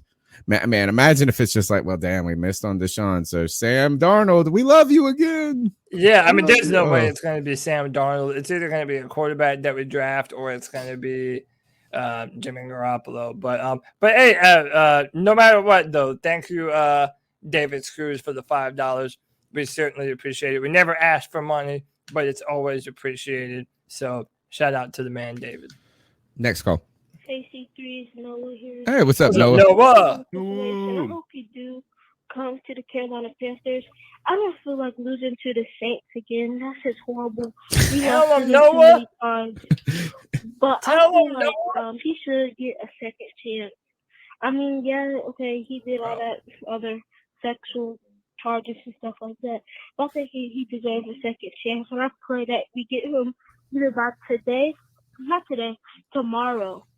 Hopefully we get him and we just become a better team and all. I'm pinning my faith in Matt Wood and Dick Pepper again. I feel like if we get them, we'll probably be able to get contenders for the Super Bowl or division. Have a nice day. Keep following. No, dude, can I vote for Noah for president yet? Like, can I just do that? Can I write him in? I know. He's the president of our podcast. I'm ready to just say this. It's like, why don't you, Noah, you should just do the podcast for us. Dude, we should just pay him. Everything that Noah ever says on our cat calls line, I love it. I agree with it. Yeah. And it has reason and logic behind it. And by the way, I'm going to use Noah to kind of go off on that a little bit. I really do not understand the fans that want the Panthers to lose out on this. If it's because of the accusations, fine, that's one thing. But if you're worried about the draft capital and all that it's going to take to get them, the Carolina Panthers have had a top 10 pick in the past, 3 drafts? And what has that amounted to? 5 Possibly Deshaun Watson. But 5 wins for us. Deshaun Watson. That's also because we didn't have that franchise quarterback under center. That was such a big part of it, too. And I mean, I really, knowing that the New Orleans Saints are our biggest rival, the biggest roadblock in us getting Deshaun Watson, the fact that it's one of our most hated division rivals, the Carolina Panthers cannot lose this, man. This is so important. This really is something that will be a make or break moment for the Carolina Panthers. And I'm sorry, but if you don't have a franchise quarterback, you're not a relevant football team. Dan Patrick said it the other day, and he says it all the time. It's like it just doesn't matter until you have a quarterback. Nothing matters until you have a quarterback. Is there some circuitous, bizarre way that you could become successful without having the guy, like the iconic quarterback? Yes, it happens. But until you have a quarterback you believe in, you can't build. right? Like, what are you building for at that point? That's one thing. The other thing is that drives me, first, I would say a bird in the hand is better than two in the bush. Right. So we could talk about, like, look at all these other teams that have accumulated all these draft picks over the last 20 years. And really, where are they at? Is like the Cleveland Browns. It took them 30 years to get to that point, and they've been accumulating picks for the last 15 years. And they still don't have their quarterback. They're right, and they're still ready. They're still having to trade for it. On top of that, the Miami Dolphins, again, another team that has just been bringing it. It's like they've been habitually tanking. The Houston Texans, in some ways, were kind of like that for a minute. It felt like before Deshaun Watson, DeAndre Hopkins and stuff came along. So I think this is the very fact that Deshaun Watson is a known commodity is very important. The other thing that I do, and this kind of is, I don't know. I mean, like I get the idea. I don't like when say is no player is worth that. I don't like that statement either. It's like, oh, I just want. It's like if it was one pick less, I would do it. But this one pick, this 6th-round pick, is going to stop me from getting Deshaun Watson. That's kind of crazy to me. Is that like fine? It's like, I mean, if it's 2 first-round picks or 3, does it really matter if it works? And if it fails, guess what? It's like you're going to have to find a way around it anyway. So you like just don't quit. The last thing I want to point out to this is that there are some people. So Cody, you make the argument that just because you don't have a 1st-round pick doesn't mean that you can't negotiate the draft, right? And make your team better down the road. So like somebody would say, like, well, the kind of counter argument that people like to make about Matt Rule and Scott Fitterer to that is, we don't really think they're good drafters, though. So, like, in the end, like, you're going to give Matt Rule all of this. You're going to hope that he's going to really execute. Him and Scott Fitterer are going to execute deep in the draft and really make that. You're talking about a guy who drafted a long snapper. You're talking about a guy who and they'll give you these examples. Fair argument in a vacuum. But I would say, you're going to let Matt Rule pick the 1st-round pick? If you don't believe him to pick the 4th-round pick, why the hell are you going to let him to pick the next 3 first rounds? Like, you might as well just have Deshaun Watson, who we know is good. Well, but also, do you remember how after Matt Rule's first season, even after the losses and some of the things that happened, none of us were willing to sell the boat on Matt Rule. We were going to give him another year. And to be honest, I don't think that we have a large enough sample size to be able to say that Scott Fitterer can't be able to do the kind of drafting necessary to better the football team. By the way, I'm going to just say some names here. Brady Christensen, Deontay Brown, Tommy Tremble. I mean, if you have any hope that any of those guys are going to be good football players going forward, all those guys were drafted between rounds 3 and 7. How about Davion Nixon, who we expect a lot of big stuff? How about Chuba Hubbard? How about, I mean, we could give you just as many bad. But again, Chuba Hubbard, Chuba was not terrible. Bum. No, he's not a bum either. He had some good runs. He also had some drops. He's not a complete running back. My point is this. When I look at what he's done in free agency, and when I look at some of the draft picks that we've already made, I don't believe that we have a large enough sample size to say Fitterer couldn't do it. But I also think that, I'm hopeful that the players that he did draft are going to turn out to be good players. I'll pass the mic after saying this. One of the things that people continuously forget is that what we're losing in draft capital, I promise you, we are making up in free agency capital. If you have a legitimate franchise quarterback that can actually people want to come play there. Yes, people are going to want No one wants to go play for Carson Wentz. Right that's now. No one wants to go play for Daniel Jones. You're right about that. And the other thing is that all those draft picks are just future potential. Yes. And they can be home runs, they can be singles, they can be doubles, and they can be misses. But what you really want is a guy who is a top player, right? It's like, think about this. Even with Christian McCaffrey, the question was he going to be able to be durable enough in the NFL? Was he bigger? All of this. And then he came out and he kind of proved those people wrong. And now actually we're dealing with some of those questions again, maybe.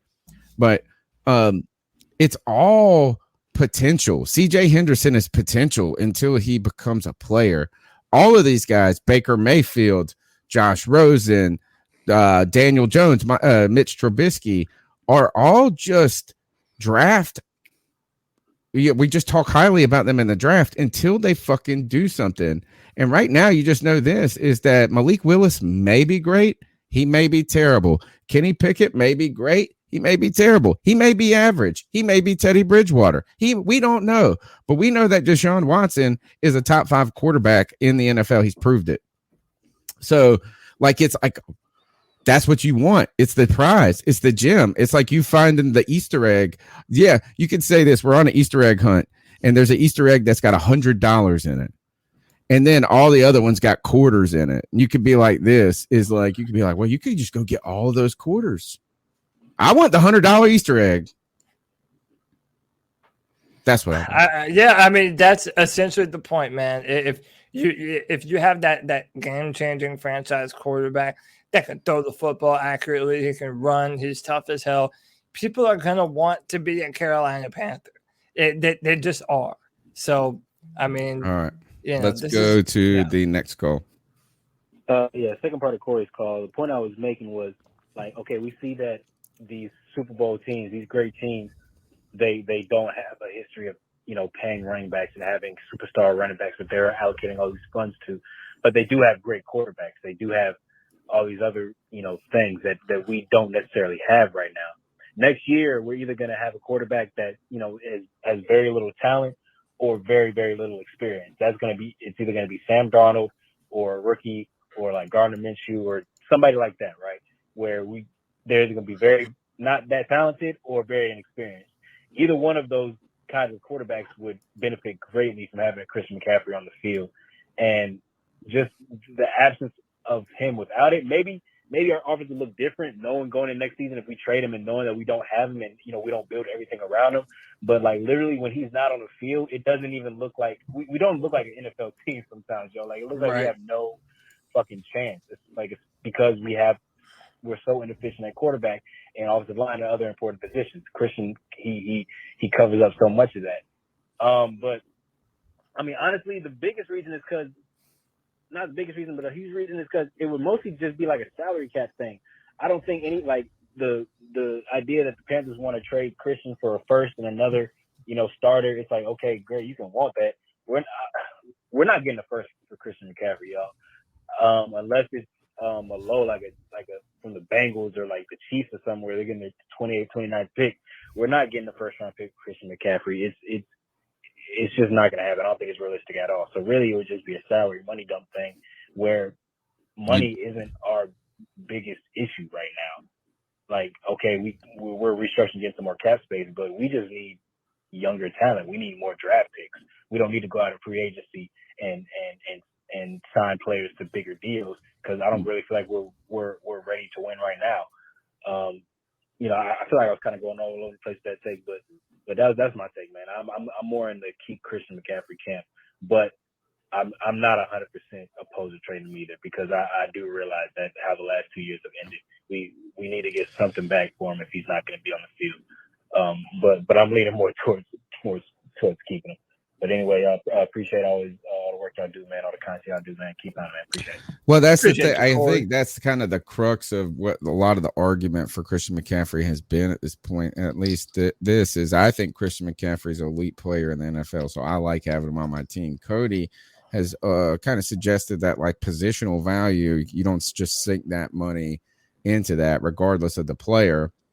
Is that it's just not as valuable as a left tackle. Right. As a shutdown corner potentially or quarterback. And I think the very point of this is that we're sitting here debating whether or not we should trade Christian McCaffrey away. And if you could get what you could get, would it be worth it? This and that. But we see what the value of a quarterback like Deshaun Watson is. I mean, he's commanding 3 firsts.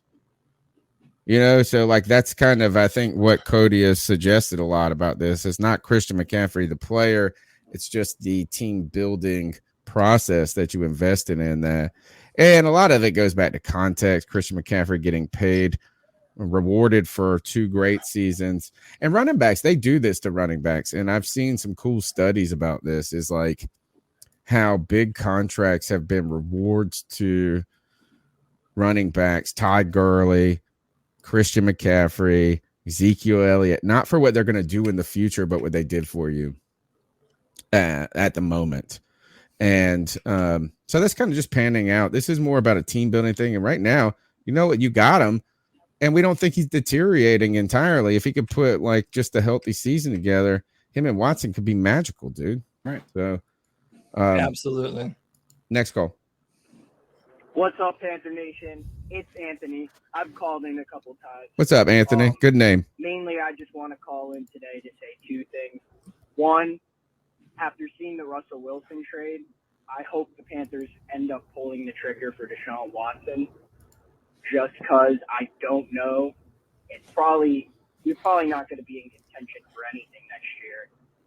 So, I mean, it's better to get a start on the future now. Seeing what they gave up for Russ, I mean, I'm definitely willing to give that up. The only player I generally don't want to trade, there's 2 players, actually 3. I'd say DJ Moore, Christian McCaffrey, and Brian Burns. And the other thing I wanted to call in and say was, hope I could get on the podcast sometime. I actually was texting Derek Brown on Instagram, going back and forth, and I thought that was cool. So, well, what were you talking about? What you guys do, keep pounding. Man. Tell them how we can get on the podcast. Yeah, man. Listen, to any of you watching this, you have an opportunity to come on the podcast, and it's every Friday at 7 p.m. called the Friday Free for All, right here on the C3 Panthers podcast YouTube page. I always post the link to join the StreamYard in the description and in the chat box. So if you guys want to come on and talk about the Panthers and talk about where your head's at, what you're feeling, what you're thinking, you're allowed to do so, man. Every Friday at 7 p.m. Come hang out, man. We've got a bunch of usuals that come in, and we have a fantastic discussion, man. So please check those out. And we expect to see you, man. It's going to be a good time. Let's quickly go around the horn. Ooh, and I'll start with the player you don't want to see part of a trade for Deshaun Watson. My number 1 player on the list is J.C. Horn. And I know that we've received so little of him, just a few games, and a lot of this is just me banking on him becoming what people say he can become and him looking physically the part and like he belonged in the NFL right away. The idea of having a shutdown corner, if that could work out, J.C. Horn, as long as he's not injury riddled, is such a game changer and such a blessing for defenses in a way that you can fill in around him. I think number 1 for me is him. And this is going to be an unpopular position here. Number 2, even more so than Jeremy Chin, is Derek Brown for me. And I just want to keep the big monster in the middle for his rookie contract. You know, we could get him for 5 years, you know, and then we just say this is we're not going to make that same mistake we did with KK and Star. We don't need to pay you a second. We'll just get the next Derek Brown on his rookie contract next after that. But I'm just like, hey, let's ride this full 5 years out. You got a top 10 pick, basically. JC, look, I mean, the guys we're talking about are all top 10 picks for the Panthers. Christian McCaffrey, JC Horn, Derek Brown. So those are that. All right, next. Who you want? Who is protected, but who would you least want to be part of that trade? Yeah. So real quick, Stevie the Bull says, and Gary Cobb says Deshaun's going to the Panthers.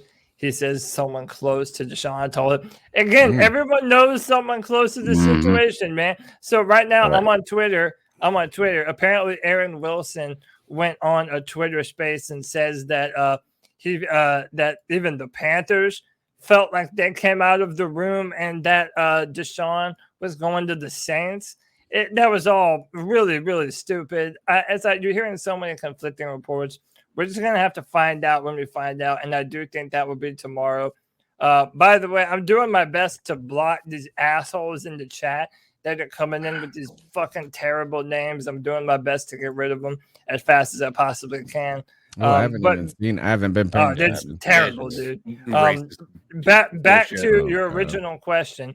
If I'm picking one player that is absolutely not on the trade block, it's J.C. Horn. I mean, how valuable is a shutdown corner in today's pass-happy NFL? I mean, we're throwing the ball more than we ever have. So with someone like J.C. Horn, who we have not seen the best of, man, I really do think that J.C. Horn is just going to be very important going forward in the future. I also agree with you about Derek Brown, Tony. So I'll say this. I think Derek Brown, if I'm being honest, is probably even more important than Brian Burns because of his ability to two-gap, his ability to eat up space and, take on two players. That allows for one-on-one matchups.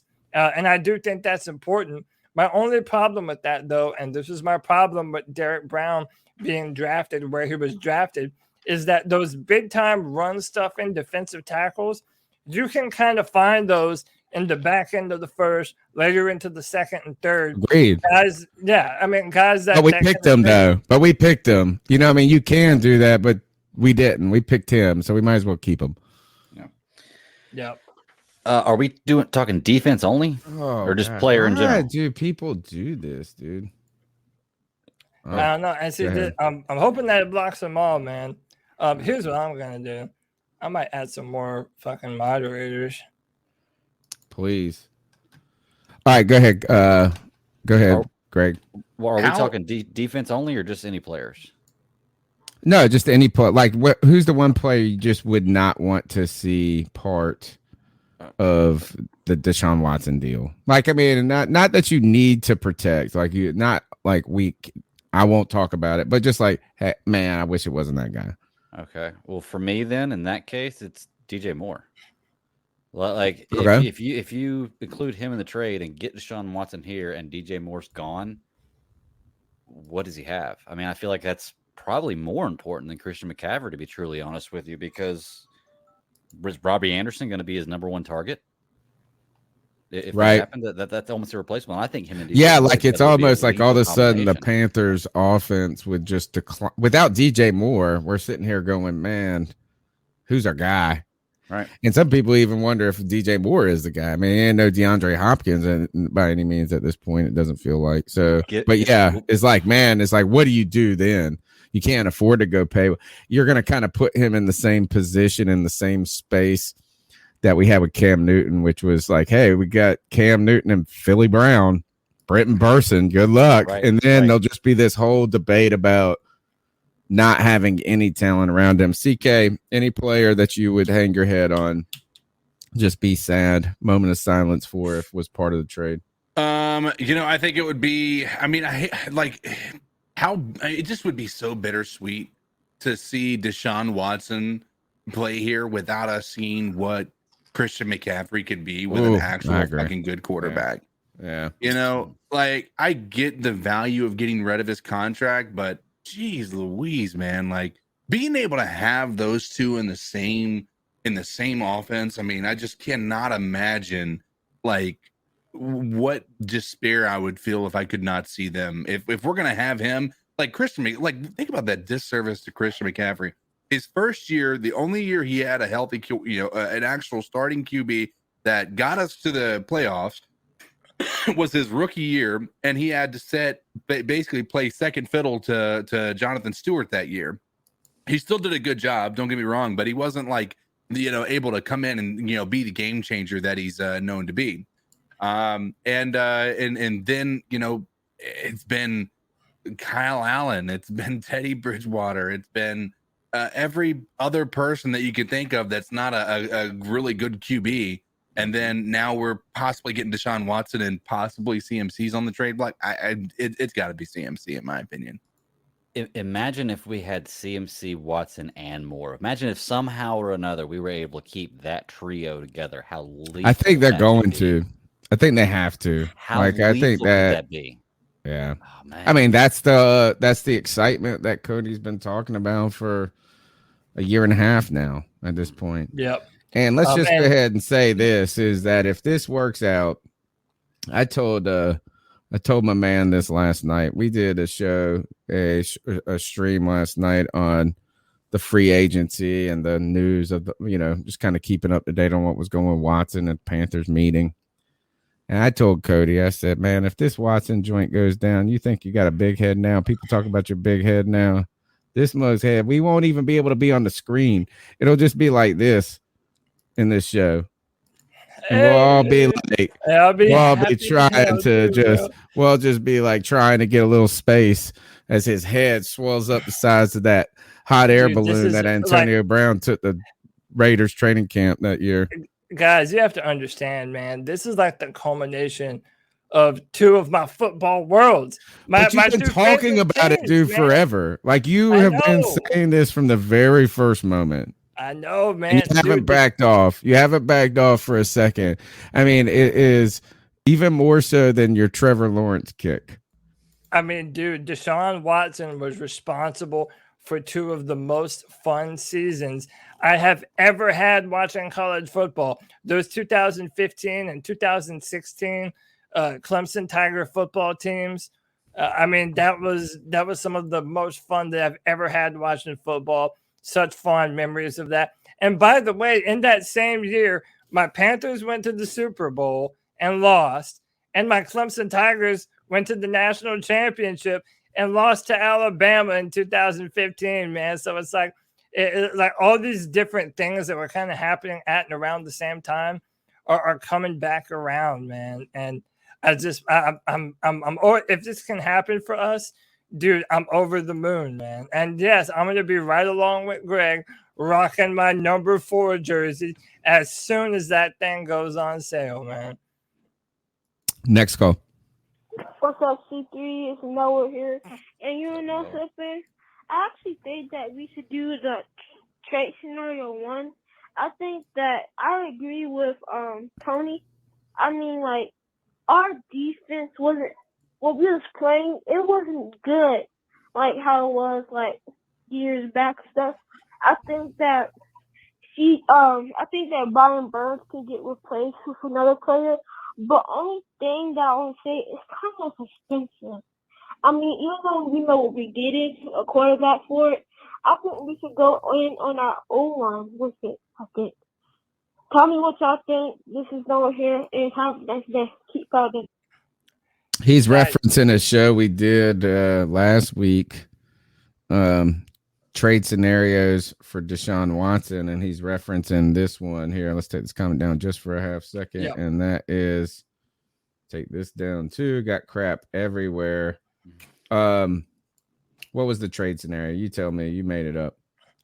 This one was Brian Burns, Jeremy Chin, CJ Henderson. And again, when I did this, I was on this whole kick that we would try and keep our draft the same this year. We know that's not going to happen. The Texans want that number 6 pick. But I was essentially saying 2023 first, 2024 first, and 2025 first. That way it keeps all the rest of our rounds intact. But yeah, what exactly did you ask me at the end? I know he said something about offensive line. Here, let me just play the back end of the call. Tell me what y'all think. We should go in on our O-line with it. I think it replaced with another player. But only thing that I want to say is kind of expensive. I mean, even though we know what we did a quarterback for it, I think we should go in on our O-line with it. I think. Tell me what y'all think. This is Noah here, and have a nice day. Keep fighting. Yeah, no, and so this is probably before the Panthers signed Austin Corbett. Before Larry Tunsil just restructured his contract, so he will not be part of this deal. That was kind of like, man, if you could bring Watson and Tunsil, people wanted to see that. Awesome. Hey, but yet again, Noah's on the right track, man. He's like, hey, if we're gonna get Deshaun, we might as well get a nice offensive lineman to go right along with him. So, hey, once again, man, Noah's batting 1,000. All right, let's keep going with the calls. Yo, guys, what up? It's Connor. Connor, what's up, bro? Call. And so I got a Deshaun Watson trade. I actually DM'd you in Discord, Cody, if you want to see the graphic. But anyway, here's the trade. So we received Deshaun Watson, of course, and then the Texans received Christian McCaffrey, Robbie Anderson, Sam Darnold, Derek Brown, this year's first and next year's second. Let me know what you guys think of this trade. Well, let's play it. I'm going to play it back one more time. If you want to see the graphic. But anyway, here's the trade. So we received Deshaun Watson, of course, and then the Texans received Christian McCaffrey, Robbie Anderson, Sam Darnold, Derek Brown, this year's first and next year's second. Let me know what you guys it's going to be more than think that, of this bud. trade. And again, feel free to put the graphic up on in the podcast. Besides that, I'm confident. If you could grab that, Cody, I don't know if you can. You're able to get that off of off of Discord. Is that right now? Is the? It seems like the Texans are interested in accumulating first round draft picks even more so than players. Right.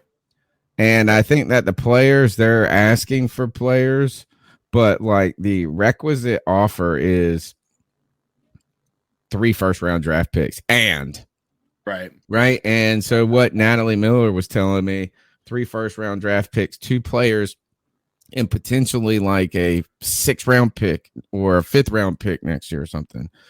So Houston, if they're going to get rid of, in some ways, if they're going to get rid of Deshaun Watson, having draft capital is more important than having players for them, because they really are going to be thinking, should we trade up next year to get our quarterback? Like they're going to be entering that race of, do we have our guy?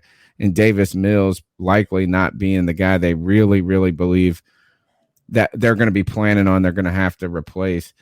And I don't know if there's a guy in this draft, if they're just going to take Malik Willis and say, all right, then we're going to, it would almost seem like that they would pick an offensive lineman at 6 this year with the idea of having 3 first round picks or 2 more in theirs next year that they can just trade up and get their quarterback, like the top prospect quarterback. That's what I would do.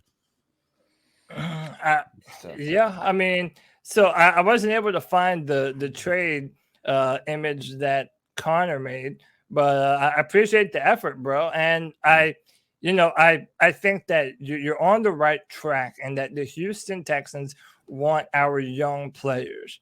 So I do think that that's a given, but I think part of the reason why the Panthers want to trade for Deshaun is because they believe that they have the offensive weapons to put around him. Guys like Christian McCaffrey, guys like Robbie Anderson. So I think those names are more likely to be defensive players rather than offensive players. But yeah, I like I love the idea of him trying to continue to keep our draft relatively the same as possible. Yeah. So right. Yeah, man, Connor's killing it, man. Can I ask a question? So if 3 first rounders was like the first prerequisite dot after that, like if you're looking at Christian McCaffrey, his value as a first round pick and then some, if you were to include Christian McCaffrey in that trade, does that give you the possibility to make it 2 first rounders with Christian McCaffrey and then some, or maybe 3 first rounders and Christian McCaffrey and that's it? Because quite honestly, I love Christian McCaffrey, but if we're already giving up 3 first rounders, we're prepared to do that, and the only thing else we have to give up is CMC. I think we think he's worth a first rounder. He is worth a first rounder, but nobody will give you that money for him. It's like a great baseball card. It's like you say it's worth this amount of money, and it's worth that amount of money in the book. But unless some jerk is going to give you that top price for it, you ain't getting it. And I think that basically people can lowball you on Christian McCaffrey. I mean, they're not going to be. So whatever you're taking him to a pawn shop. So you need the money more than they need Christian McCaffrey. And I think that that's the problem here, is that they will just say, you know what, that they would probably say, you know what, if I was in your shoes, Greg, I would say the same crap, but you're the one trying to sell me shit. I get it. So, all right, let's go to the next call. And tell me if I repeated this one. What's up, C3? It's Noah here. And you know something? I actually think that we should do the All right. Yeah. Scenario one. Yeah, we heard that. All right. Next Yo, call. guys, what up? It's Connor. I'm back here again with another call. And so I got a Deshaun Watson trade. I actually DM'd you in Discord. Cody, if we heard. Yeah, we heard this but one. anyway, All right. yo, guys, what up? It's Connor. I'm back here with another call. And so I just got a little quick trade package for Deshaun Watson. So, of course, we receive Watson. And then we give up CMC, Robbie Anderson, Sam Darnold, I think that's Derek the same. Brown, Basically, first, same and call. next year's first. Let me know what you guys think of this besides that. All right, we're going to keep powering through. Man, thank you, Connor and Noah, the next guard of the C3 Panthers podcast right away. These guys are all over it. Keep contributing that. We want to hear what you think now. Actually, what I'm going to what do they do when you get the trade offer? You can, in the thing, you can give them a counter offer. Connor, here's my counter offer to you is you got to come up with a trade scenario now where you know that there's 3 first-round picks involved and that they're interested in young defensive players potentially first and contractually, and also thinking about what the Carolina Panthers have added at this point to their team, that we got a little bit more information than we did a week ago. Next call. Hey, fellas, how's it going? It's Jason from Colorado. What's up, Jason? I'm pretty sad to be making this call, but it pretty much looks like this is going to be the last one that I make because, you know, I've been kind of trying to justify different reasons for sticking around. And, you know, I was talking to Cody on the First, there's no sense in this world, no matter how bad it is. Don't end it, bro. Don't end it. Keep your chin up. All right, but I don't think that's what he was suggesting. Anyway. Discord over the weekend. And, you know, he brought up the point that if you really are, you know, committed to the idea that these kind of allegations should be taken seriously with Deshaun Watson and that, you know, whatnot, that the decision has already been made in the front office that they don't care about all of that that's gone on. That as long as there was no legal trouble, that every option is on the table and that they value winning more than character. And, you know, I was making excuses that if there was, you know, if they hadn't actually pulled the trigger on a deal, that was somehow different than showing their interest and whatnot. But, you know, I've come to the realization that this is it. I mean, you know, they've already sold out their character, their soul, everything that made it different for me as a fan. So it's been real. I appreciate all you guys' hard work and everything. I wanted to give a shout out to my boys Tim Tizzy and, you know, Tar Heel Newton and Sports Nut. You know, we had a lot of really fun conversations, made some good friends, but I think this is where we part ways. So one last time, you know, keep pounding, y'all. Keep pounding, man. Kind of a sad call right there. Yeah. I mean, do you have something you want to say? Because I was like, no, you go ahead. I mean, so one, I think this is Mile High Panther in the Discord. And by the way, join the Discord, man. We have a thriving community in our Discord. It's really, really good community. People post a bunch of updates in there. And listen, man, first I'll say this to you. It isn't official yet.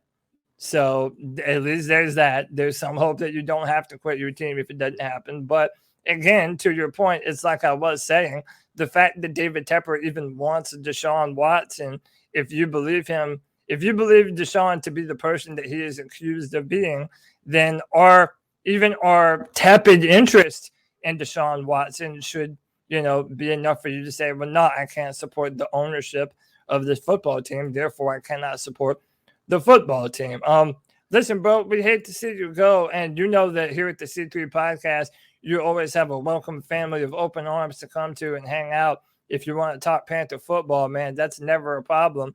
But like I said earlier, man, Tony, I'm not in the business of telling people how to feel. And if this is something that really rubs you the wrong way and it's a bridge too far, I can't tell you that you're wrong.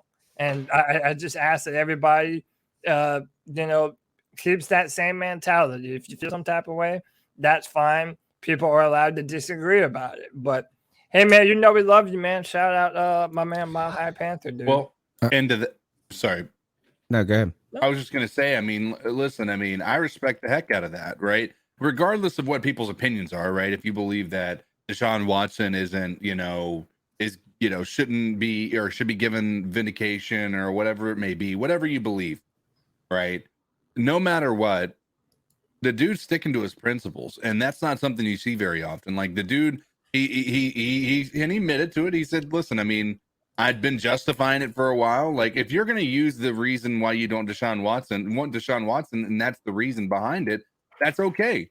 Like I said, and that's not an invalid reason. Like, if you're not comfortable with it, you're not comfortable with it. And then at that point in time, you make that choice of whether or not it's something that you're going to stick around and kind of, if it's going to be worth holding your morals above your fanhood, right? And a lot of times that is more important. So I mean, like I said, I respect the heck out of that decision. It's tough, but it's a decision that he made that he feels like was best for his mental health and his spiritual well-being. Yeah. The only thing I don't like about it is I feel like I was getting broken up with. Yeah, a little bit. Yeah, he said he felt like the kid is like this, is that as our parents fight and divorce or do whatever, it's the kids that suffer. Right. It's the kids that suffer. I just got broke up with, and I'm sad. But I get, look, is that the question though is like, how do you actually not the questions to think about are like, how do you do this all the time in a just way? Like, I just feel like there's so much shit in this world. A lot of moving parts. Maybe I'm just getting roped into the sinfulness of humanity, or it's just like this: is, you know what, you ain't gonna fix it, right? Well, and then if you read the news every day, it's some terrible shit after terrible shit after terrible shit. It's easy. People in power are always the worst. Yeah, especially too, man. The people at the very top, people that are pulling the strings. It's tough, man. I will say this, though. You know what is that? Basically, he's not just breaking up with the Panthers. He's breaking up with the NFL. That's the way I would almost frame it, Mile High Panther, is that this moment has brought you to that point where you recognized, like Greg said, it's all theatrics. And like all of this crap, it's like it might as well just be like, you know what, the Watson moment to Carolina, their interest in him has just kind of pulled back the curtain for you in the NFL. Right. And it's one of the biggest businesses in the world.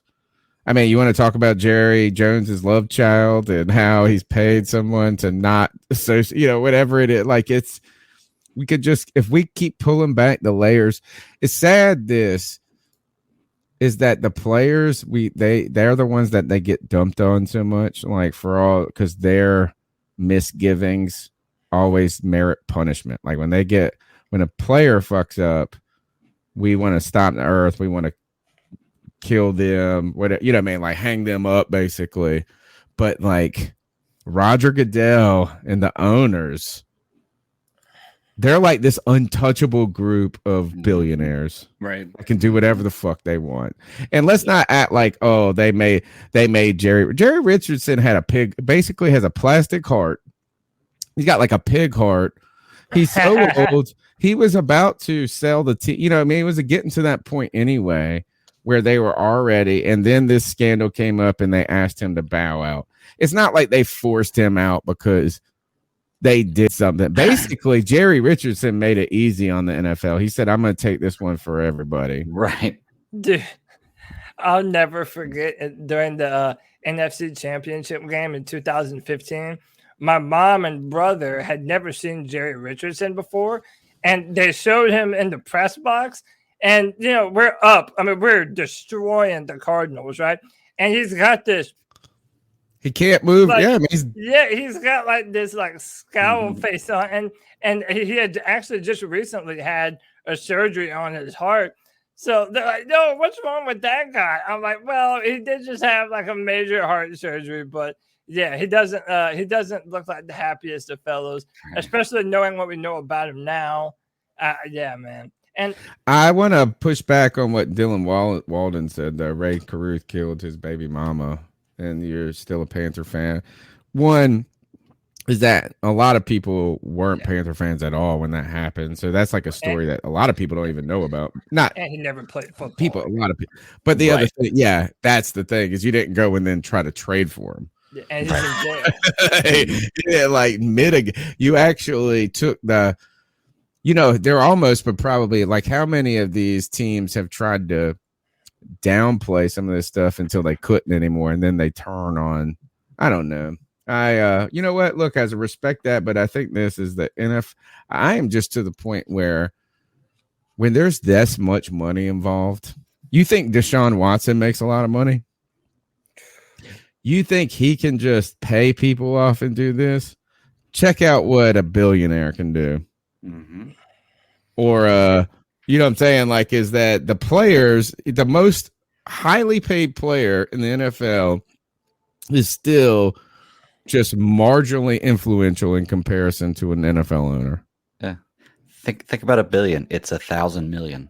There you go. About it like that. It's 1,000 million. That's a lot. And then we're talking about heirs. They're not just one billionaires. Right. They are billionaires. Next call. Tony, this Uh-oh. is your mother. I'm calling to see how you're doing, Tony. Did you wear your tutu tonight? Oh, God. All right, I can't keep this going. What's up, guys? Hey, What's up? so I hope you all are happy. This is what it means if we actually land Deshaun. Morgan Fox, bye. I forgot to mention that. See you later. Have fun with the Eagles. Okay, AJ Bouye, later, dude. Like, this is what it means for us to go out and get Deshaun. Like those players or not, we still need depth at each of those positions. And when you start getting rid of quality backups, team doesn't necessarily start to look the same. So, hope this is what you guys wanted, because I saw this coming. So, keep pounding, boys. Let's pivot that discussion right there to one specific set of decisions made by Scott Fitterer. AJ Bouye's cut. I don't think anyone's going to lose any sleep over that. No. What was your nickname for him during the season? You had a nickname. Yeah, he played all right sometimes. He played all right sometimes, and he didn't. I mean, it's like he won't call him something. Booyaka. Yeah, AJ Bouye. That's I took that from all the G's. Yeah, G baby. But he was saying Booyaka before AJ Bouye was with us. But that's what I always thought of when I heard his name. But I thought the Morgan Fox name was more surprising. Right. Collectively, these two moves freed up $6.5 million in cap room. The interesting part about this is we cut Morgan Fox, but then signed Marquise Haynes to make $5 million a year. So this was a player we'd rather have Haynes than Morgan Fox. And I guess the most upsetting part of all of this to me is that you continue to tell me we have too small of a sample set with Fitterer and these guys to really, all of their free agent signings they have quit on. And it was Rule. Then it was Fitterer, but it's like went and got Teddy. Like all the people they signed 2 years ago, boom, they're not on this team anymore. Then last year we go out and get Perryman, Fox, Fox, all of this not on the team anymore. So like that's the kind of weird thing. I thought that Morgan Fox was a pretty solid player. Yeah, I'm just a little surprised they didn't see it that way. They saw Haynes as being a starter, probably. Right. I guess. Yeah, I mean that is kind of weird, and that is a great point. Now that you mention it, Tony, you would think between Marquise Haynes and Morgan Fox that Morgan Fox probably has the better resume between the two of them. And there were times when Morgan Fox, kind of took over portions of the game last year. It's kind of easy to forget about, but he did make some good plays. Again, man, I think this is just cap casualty. If you're Morgan Fox, you got to charge one to the game, man. They're going to bring in people that they feel that they're comfortable with, that, is familiar with what they're doing. And I feel like Marquise Haynes kind of provided Phil Snow that familiarity. So, right. Yeah. I mean, they did keep some players that they got in free agency. Oh, what about Arnold? How about this? Another one. Dan Arnold, gone. Yeah. All of our free agent class from last year, I mean, they're out the door, you know? No, we still have Henderson and Gilmore, don't we? Yeah, no, we got both of those in trades mid-season. Okay. Yeah. Okay, so all the free agent picks, they were all, they're out the door, man. You know what? He's all like that. You know what's funny about this is they'd rather have Marty Herney's dude than they would their own dude, Haynes. Next call. Hey, this is a longtime listener to your podcast on YouTube, Juan, aka Sports Freak 28. I've been calling you and say, can we take a break for a moment from the Deshaun Watson debate about what just happened a little while ago?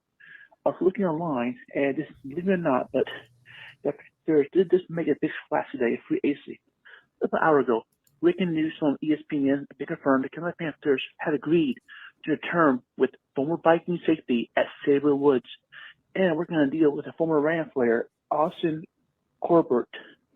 Do you think right now that's good news so far for the Panthers going towards the NFL draft, Deshaun Watson, or what's going to happen next?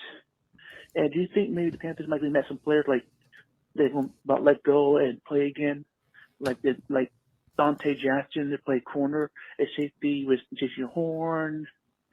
Or you don't think this vacancy signings are just a sign of a rebuilt with Deshaun Watson in mind?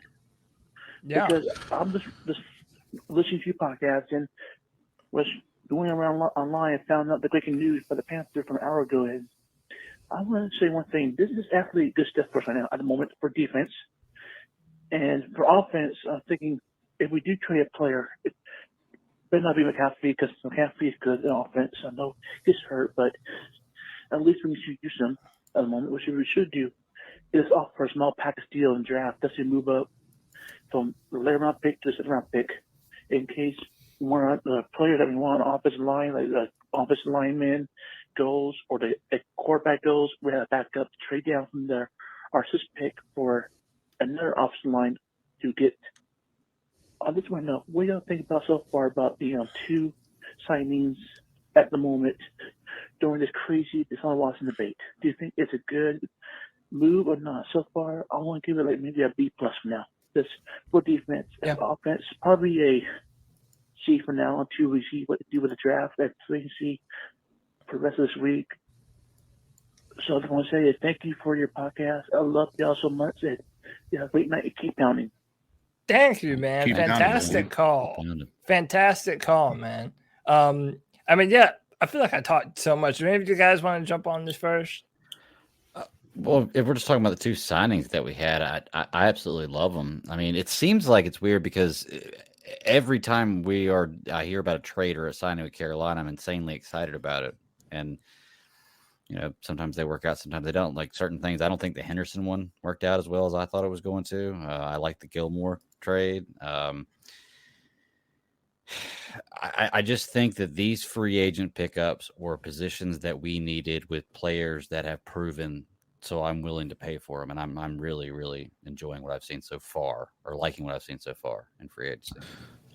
Yeah, I think this is that. I don't want to overly celebrate these picks because we needed a safety and we needed a guard. Like if we didn't get a safety, like imagine if we went and signed a wide receiver, or like these are two positions we had to fill. You knew that, right? And we're still not even to the point where we're confident that those additions alone will be enough, right? It's just, here's the thing, step in the right direction. Number one, you like that these guys, the availability of these guys. Right. I have not heard anybody really focusing on the liabilities of these two players. Like, I mean, when you just Google stories from when this Xavier Woods was playing with the Cowboys and with the Minnesota Vikings, I just have not seen a lot of people going, oh, this dude is a fucking bum. like we saw with F-Line, like we saw with Cam Irving, right? Those stories existed. Mm-hmm. Those, and I just haven't had anybody go, oh man, you guys really screwed up in picking these dudes. So I want to say I'm going to give them kudos for making the necessary signings. I'm going to give them kudos for getting guys that aren't bums that they hope are not going to be bums in the future. But I also don't want to overly congratulate people for doing what they're supposed to do. Right. Like, is that like, we need you to be, these are the singles you got to hit. You got to hit these singles, bro, and get some bases, get some runners on the bases, and then go and hit an RBI with Deshaun Watson next. Then will be interesting. Then it'll be interesting. But this front office has not been mistake free. And I don't know. And until we can separate Scott Fitterer from Matt Rule, I just don't know how to assess it entirely. You know, like, are the bad decisions on Rule? Are they on Fitterer? Are the good decisions on Rule or Fitterer? Or is it a mixture of both? And if these work out, who should I give the credit for? And so, look, we need these guys to work. We need some runners on the bases. That's what we need. Yeah, man. I mean, you're right. We don't want to pat him on the back too much. To the caller's point, I do like the picks. It does, to me, appear like we're trying to build around Deshaun Watson. But listen, even if you took Deshaun Watson out of the equation, I feel better about our roster today because of the trades that were made than I did yesterday. I think all those signings were good picks if you're looking at who they are and what they do. And they fill pieces for us. They're able to come in and do work for us right away. So, big time donation in the chat. Love bomb from Hootie Jube. What's up, fellas? Coming from a Saints YouTuber. I've been watching y'all channel and also subscribe. It sounded like it's between us and y'all and the Browns to land Watson. Good luck to whoever gets him. By BTW, maybe a future collab. Absolutely, man. Thank you for the donation. And yeah, man, I since you wished us luck, we will oblige and wish you guys luck as well, man. But this is a big moment for both of our organizations, and I think we could do some collabs maybe in the future. Definitely. Go check out Hootie Jube. Hopefully that's the name of your YouTube channel. Thank you for the support. And look, remember, we're all supporting each other. This is a lock arms moment. I like this. First of all, is Hootie Jube's another YouTube content creator. Cody went on with Panther Nation podcast last night. We do a ton of collaboration work. So yes, we're always open. Just hit us up. You can hit me up on Twitter at @cat_chronicles. You can hit all the guys up. Cody, you can find I got all the Twitter handles in the show description. Yep. So you can message anybody on the show. Right next to our faces right there. Yeah. Right up on screen. So the thing is that I can't wish you luck. Cannot do that. I gotta wish you bad luck in this. I gotta wish you the bad. Because he did it to us. I know that was very sweet. That's like a good thing, but I will wish you luck as a content creator. How about that? Yes. This is the thing? Is we're grassroots media. Wait until you hang out for my ice up pick. Is when the mainstream media gets mad at the grassroots movements, they're feeling the duress. They're feeling under pressure. But look, we're locking arms. Panther fans are locking arms on Tuesday night, coming together and talking about the Panthers. Good, bad, and indifferent. Right? We're getting on this. We're hungry for NFL content. Guess what? What I want to know about the Saints, I don't go to ESPN. I go check out content creators like Hootie Jube, like Under the Dome podcast, one of my favorite dudes. So we got Bob Rose comes on all the time on the show. Alan Ulrich. We hang out. Look, we've got our ear to the ground. And I tell you this, you want to know what's going on with the Carolina Panthers? Just check the Discord. check the damn, like this chat room right here. They know everything that's going on.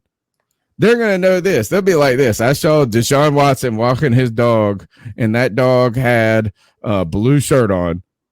And I think he's going to Carolina. Like, I mean, this He's letting mug. us know. Yeah. He picked up his dog shit with a blue bag. I think it's definitely coming to Carolina. I'm telling you, I look in that chat. This chat tells me everything. I'm like, man, these mugs, like, I almost wonder how they do it. I feel like this is they're like on the internet, just like doing these crazy searches in the Twitter algorithm. It's like Watson plus blue plus dog. Watson plus. Like, how are they doing it? It's wonderful. So yeah. And, but by the way, I just posted the link to our Discord channel in the chat box. So if you want to join our Discord community, you're more than welcome to do so. Come hang out, be a part of the conversation. All right, next call. Yes, this is Juan Conde, aka Sports Freak 28. Back again. Just talked about the Deshaun Watson free shapes that what's going on between the Saints and the Panthers. I'm just thinking about the Deshaun Watson case might cost the Panthers a lot of that money. What y'all saying, it could be like $53 million the Panthers would have to be responsible for. But I'm thinking about some ideas I want to run by y'all, if I may. Yeah. How y'all feel about the Panthers instead of the trade if they don't get it? Signing Cam Newton back to the team going through agency or Marcus Mariota and going after some free agencies like we signed a Xavier Woods today for safety, like last night, other messes. Yeah, we back what is the guy's name? We just let go. The other safety. Oh boy. The safety? Oh, that who's this? Tyrann Mathieu? That guy's name on maybe. He's like, let me Google it. Google it. Google it. Sorry. Give me a second. What if we get Dante Jackson back? Another deal. Dante. Safety. They go after Collins, who does. Landon Collins? Man, we can't. If we could put him Box safety. with Woods, we have a nice little 1-2 punch in safety at front safety. I mean, strong front safety. Then if we get J.J. Horn back healthy, we could put him at safety at corner. Like Chris him out. And I'm sorry. I'm just kind of a little nervous here.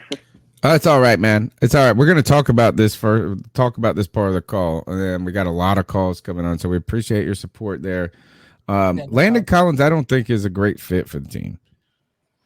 Yeah. Box safety, high paid, third contract player, right? Not going to come. He's not going to come on a disc. He's not like a diamond in the rough type player. Not like a Xavier Woods, who is you're getting a guy who played every snap, like Greg told us, for pennies. You know what I'm saying? Like, I mean, if you look at his contract, I think it was 3 years, $15 million. It's not like that's a low level deal in the NFL. I always say this: if Ian Thomas makes more money than you ain't getting paid. And Ian Thomas got overpaid. Yeah. So it's like, how do you judge it? Just look at it in comparison to Ian Thomas's contract converter rate. That's the bar. But I think this is that we need Jeremy Chin to be that type of player. And now, here's the thing. What blows it up is if Chin's included in a Deshaun Watson deal. Yeah, which I think then all of a sudden maybe a Landon Collins becomes a type of acquisition that would help the team box safety. Yeah. That is proven. Good team guy for the most part. Hates Eli Apple. Pretty sure he don't like Eli Apple, which is also another thing. Is like another good conversion calculator. Is like, how do you man up against Eli Apple? If you're tougher than Eli Apple, if like you're not tougher than Eli Apple, yeah, problem. Hey, how about Hootie Jube coming back with another love bomb, man? $9.99. He said, there's one thing we can all agree on is this. F Tom Brady for coming out of retirement. True that. He did all this just for the attention. Still respect TB, though. Just wish he leave it to the young quarterbacks now. Yeah, man. I mean, look, Tom Brady, I never felt like Tom Brady was done. Even when he was done, it didn't feel right to me. Like, it wasn't like he was a Really? Peyton.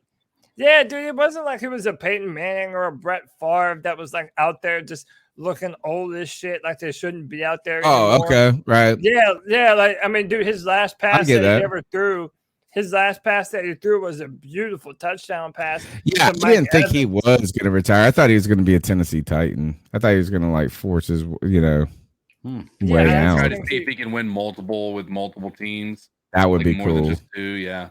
That would be badass. How many players have done that? Have there been any player? Well, I mean, actually, there is Charles Haley. I think that's his name. He's won more Super Bowls than even Tom Brady, I think, or the same amount, but he won like 4 and 3. Maybe it's the same amount. He won with the San Francisco 49ers. Like, he played on the 49ers and the Cowboys when they were just racking up Super Bowls, which this guy is crazy. Like, he used to jerk off in team meetings. That was that dude? Yeah.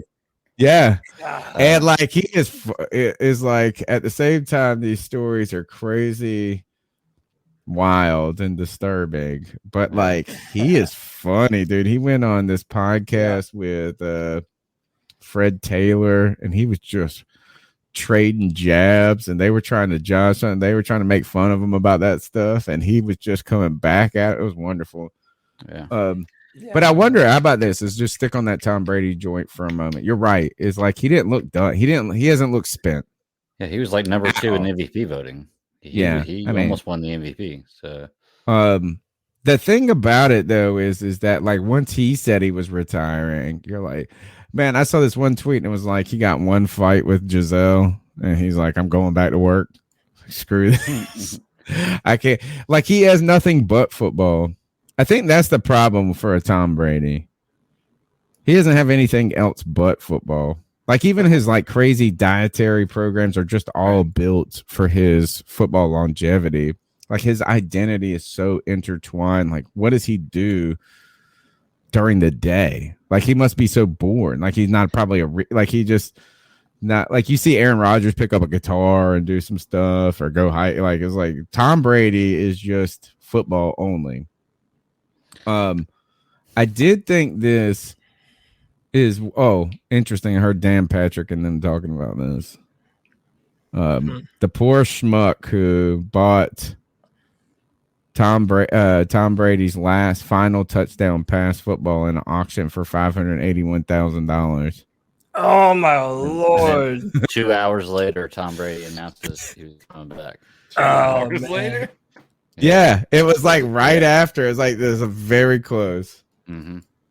Oh, y'all just man, took that's both a- my ice up picks tonight with both those last 2 tops we talked about. So dang it. Mm. I got both of damn. my ice up picks. So Next call. What's up, fellas? All this talk about Deshaun Watson. Watching NFL Network, they talking about how he fits with the Saints because of this and that. Who's he going to throw the ball to in the Saints? Right. That's People what I've been forgetting about saying. Kamara Thomas been facing a crap. Who you Yeah, think's gonna be a part- Kamara, you brought this up last night, Cody. Who you think is going to be a part of that trade package? You think that they're going to accept these old veteran guys that they got on defense? Right. No. Okay.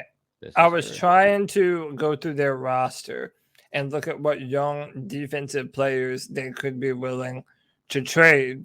Marcus Davenport was restructured today, so he's not an option anymore.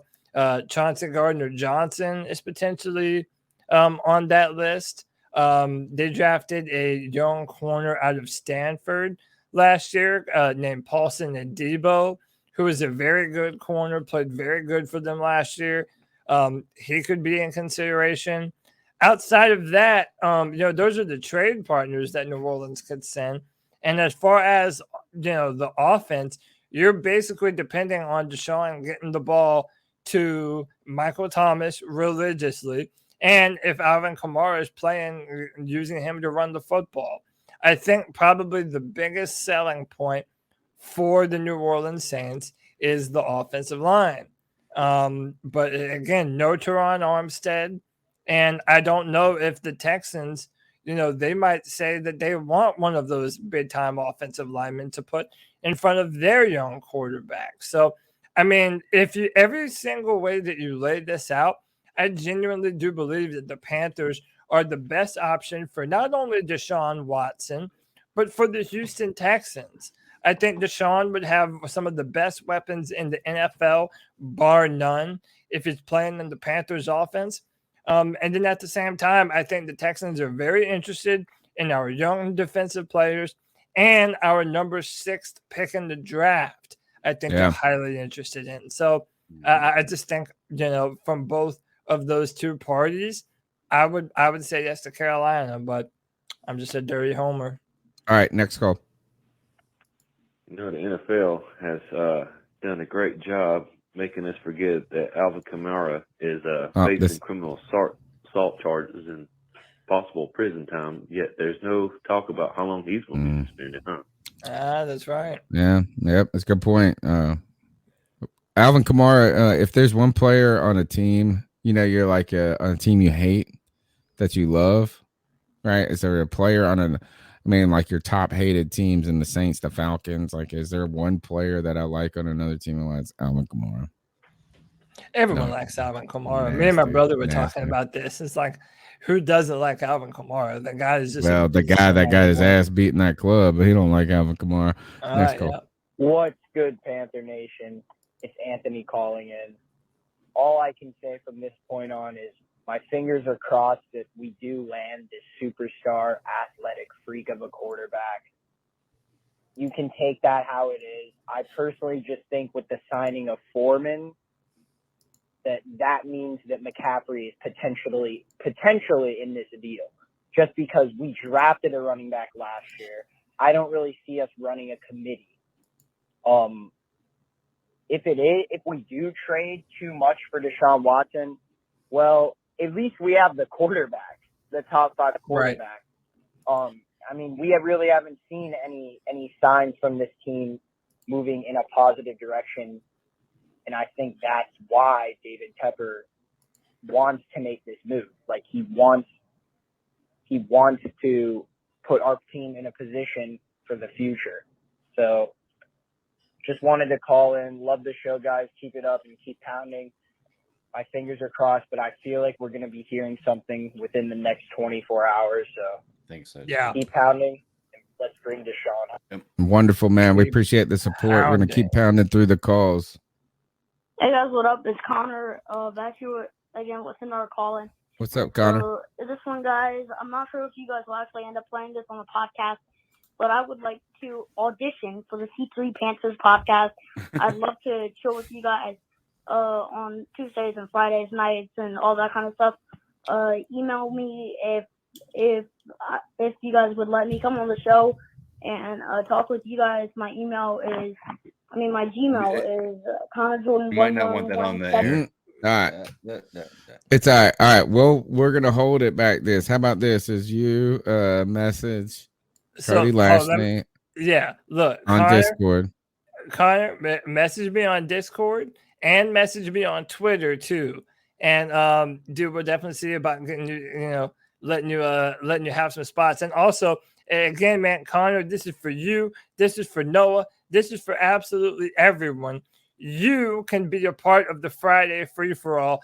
That is the show for C3 fans, by C3 fans. You can come on. We're going to be having a great discussion. We do it every Friday at 7 p.m., man. And if anything, I like showing people that they can do their own thing too. A lot of people that have come on the free-for-all are now starting to make their own channels and do their own setups, and they're realizing, hey, it's fun to get on the internet and talk about the Carolina Panthers and just hang out and have a good time with good people. So, yeah, man, definitely be a part of that Friday free-for-all, 7 p.m. This is a show for fans by fans, right? Like, this is all we are fans. So You're welcome, right? Right away, you're welcome to the community.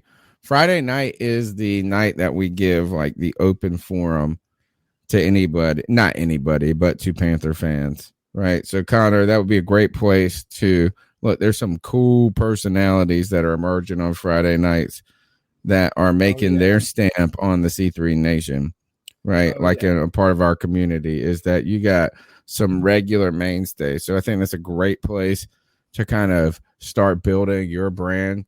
And look, we're always welcome to people coming on the Tuesday night thing. Here is the ultimate thing with the Tuesday night show is that we're almost at 3 hours right now.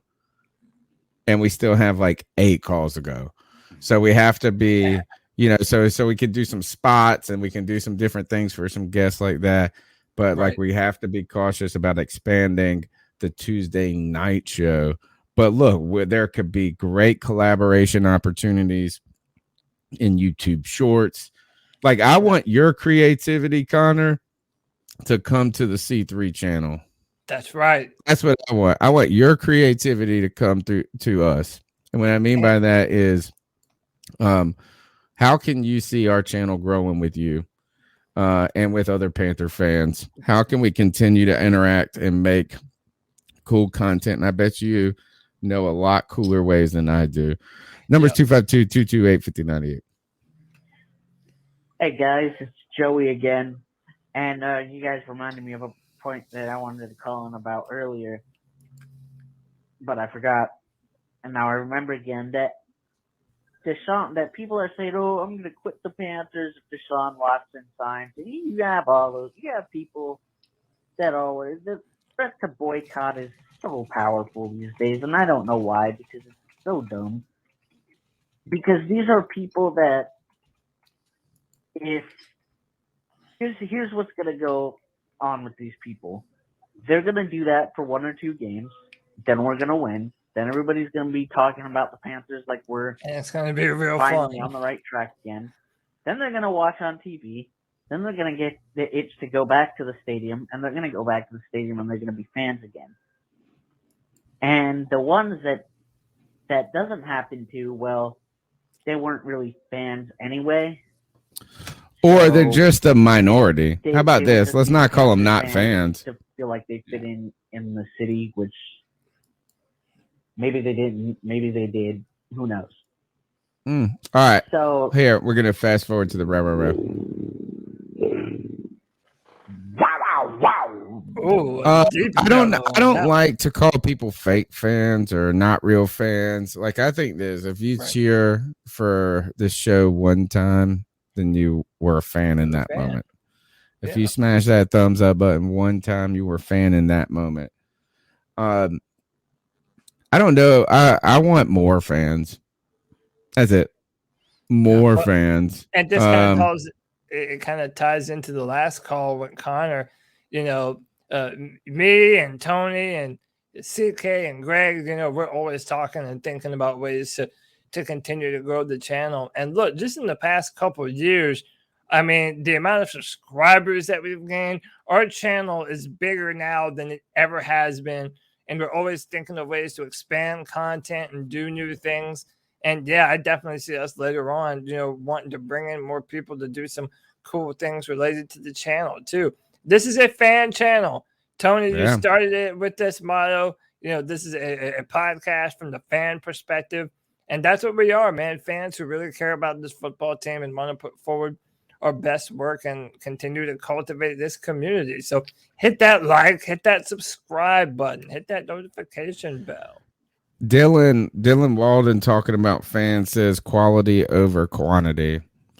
I just want to say this is that who has a better quality fan than the Carolina Panthers? The Cleveland Browns.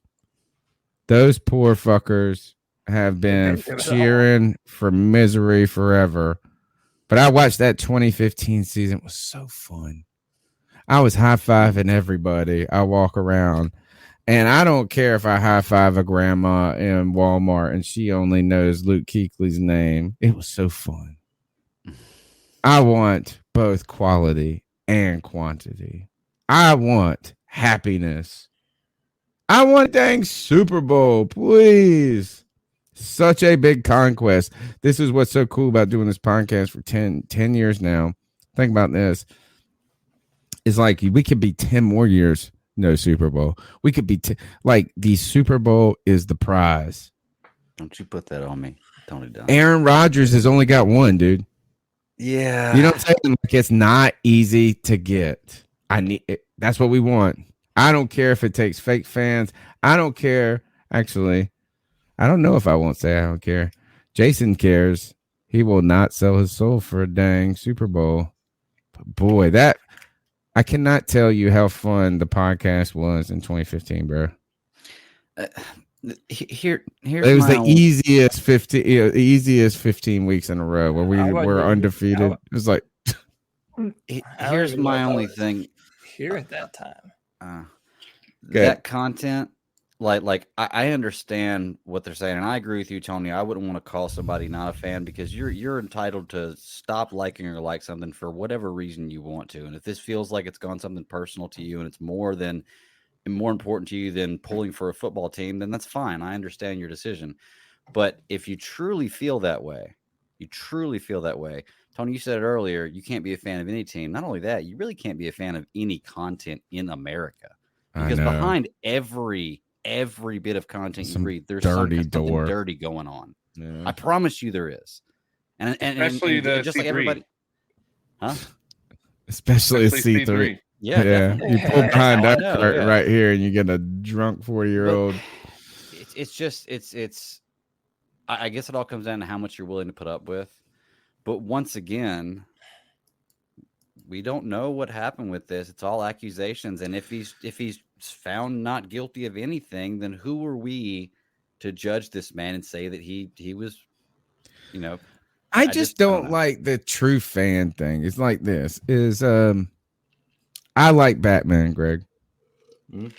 Always been one of my favorite comic book / superhero / whatever universe that you consider all that in, whatever corner of content that is. But just because I don't know as much as you, Greg, or follow like what the actor did on the Tuesday or something like this, is like, I'm a fan of Batman. I'm just not I don't know. I just think it's okay to be a casual fan. And I think that bandwagon fans are a reality. And I think bandwagon humans are a reality. You know what I'm saying? Like, you just hop on every fad and hop off every fad. And while there is something cool to the guy who does the Super Civil Servants podcast every Friday night and talks an absurd, like we do, amount of Batman and whatever it may be, like, that's awesome. The guy that just paid for the ticket to go see Batman and took his kids, he's pretty cool too. Yeah, exactly. Yeah, he made it happen just as much, to a certain degree. So I don't know. Gatekeeper. I don't like the gatekeeper fan thing. I just want any fan. I'll take you. I want the pretty, beautiful woman who don't know one single player on that team. I want her in the stands with me. Boom. I'm okay with that, fan. She cooler than. Well, the thing. Go ahead. No, I was going to say the only thing that I've ever said about bandwagon fans is that, you still want a bandwagon fan is someone who jumps off when the time gets hard. It's not a new fan. Like, a lot of people think that, if a team starts winning, if you weren't here from the beginning. Yeah, like, dude, it doesn't matter when you came on board, as long as you're on board, man. Like, my on board point was Cam Newton. That's how I came to the football team. After Cam Newton left and that whole saga, I'm still with the football team. So, you have to build new fans, and I think that's an important part of the process. And it's important that we don't call them all bandwagon fans. They just have to last. Yeah, like Connor and Noah, like, just because they weren't alive when the team was founded. Bandwagoners. Nah, actually, yeah. I mean, I feel like we're the bandwagoners in comparison to those guys. They're the true fans. We should. That's what. Some people start OnlyFans accounts. These cats start true fan accounts. Next call. Sports guy. I'm just gonna go ahead and put it out there. There's a lot of fans. If we get Deshaun Watson, they're like done with Carolina. That I don't care who we have. That's my team. I'm always gonna be a team first guy. And if we get Deshaun Watson, I'm ordering me a number 4 jersey. and on the back it's going to say rub and tuck. Oh God! Before I No. get thrown out, but that's fine because I will proudly wear a number 4 rub and tuck Carolina Panther jersey. I don't think they could. Imagine them. That would be the awesomest story ever. Is that team throws out fan for abhorrent behavior from the team that brought in the player that had the abhorrent behavior. That would be great. Yeah, you know what? That's exactly what would happen. Hey, Tony, I just got a DM from Natalie Miller. She said she called into the show. Oh, really? Yeah. All right. Well, gosh. Well, all right. We got 4 more calls. This is So power one of the through. last 4. Yep. And I want to say one more thing. Here's C3 is Noah again. Noah. That I feel like it's a more promising season for the Carolina Panthers. Like, if you look at all the trades that we're doing and all the players that we're getting, I feel like we're getting like a new addition to like a new team. So like to me, I really don't want them to trade like Christian McCaffrey. It's like if you trade Christian McCaffrey, I feel like it's not like. I think that if we change his position and like he built up some more muscles and like more like More and all that muscles. stuff like that, I feel like he'd be a better player and he won't get as injured as often. He got a lot of muscles, Noah. He got a lot of look. I found it. Here it goes. Natalie Miller. A lot of the content. Thank you, first of all, for the insight. Here we go. Let's see what she's got to say. Hey, this is Natalie Miller. I thought I'd give you guys an update. I heard about what Aaron Wilson had said, and I contacted my guy, and we had a little bit of a talk. It wasn't very long, but the report is still the same from me and from other people close to the situation, is that Carolina feels good. I don't think they came away feeling the Saints were leading or anybody else was leading. The mood hasn't changed, but they feel good about the meeting they had. Whether that means they get him, I don't know. I definitely think the Saints are in play. I don't think the Falcons are in play. I think that the Falcons it's kind of, the meeting is almost arbitrary just because of the respect that Deshaun has with the ownership. I do think he wants to go to Atlanta, but I think it is going to be between the Saints and the Panthers who have the cap space to do it. And I know people say, well, how did the Saints have the cap space? Because they have a cap wizard and they have a lot of flexibility because their money isn't tied up in a quarterback. Right. That's all I wanted to say. Sorry I couldn't call in earlier. Thanks. Thank you, Natalie, for the insight. Cody, refresh us on the Aaron Wilson comment, right? He said that the Saints were leading, I think.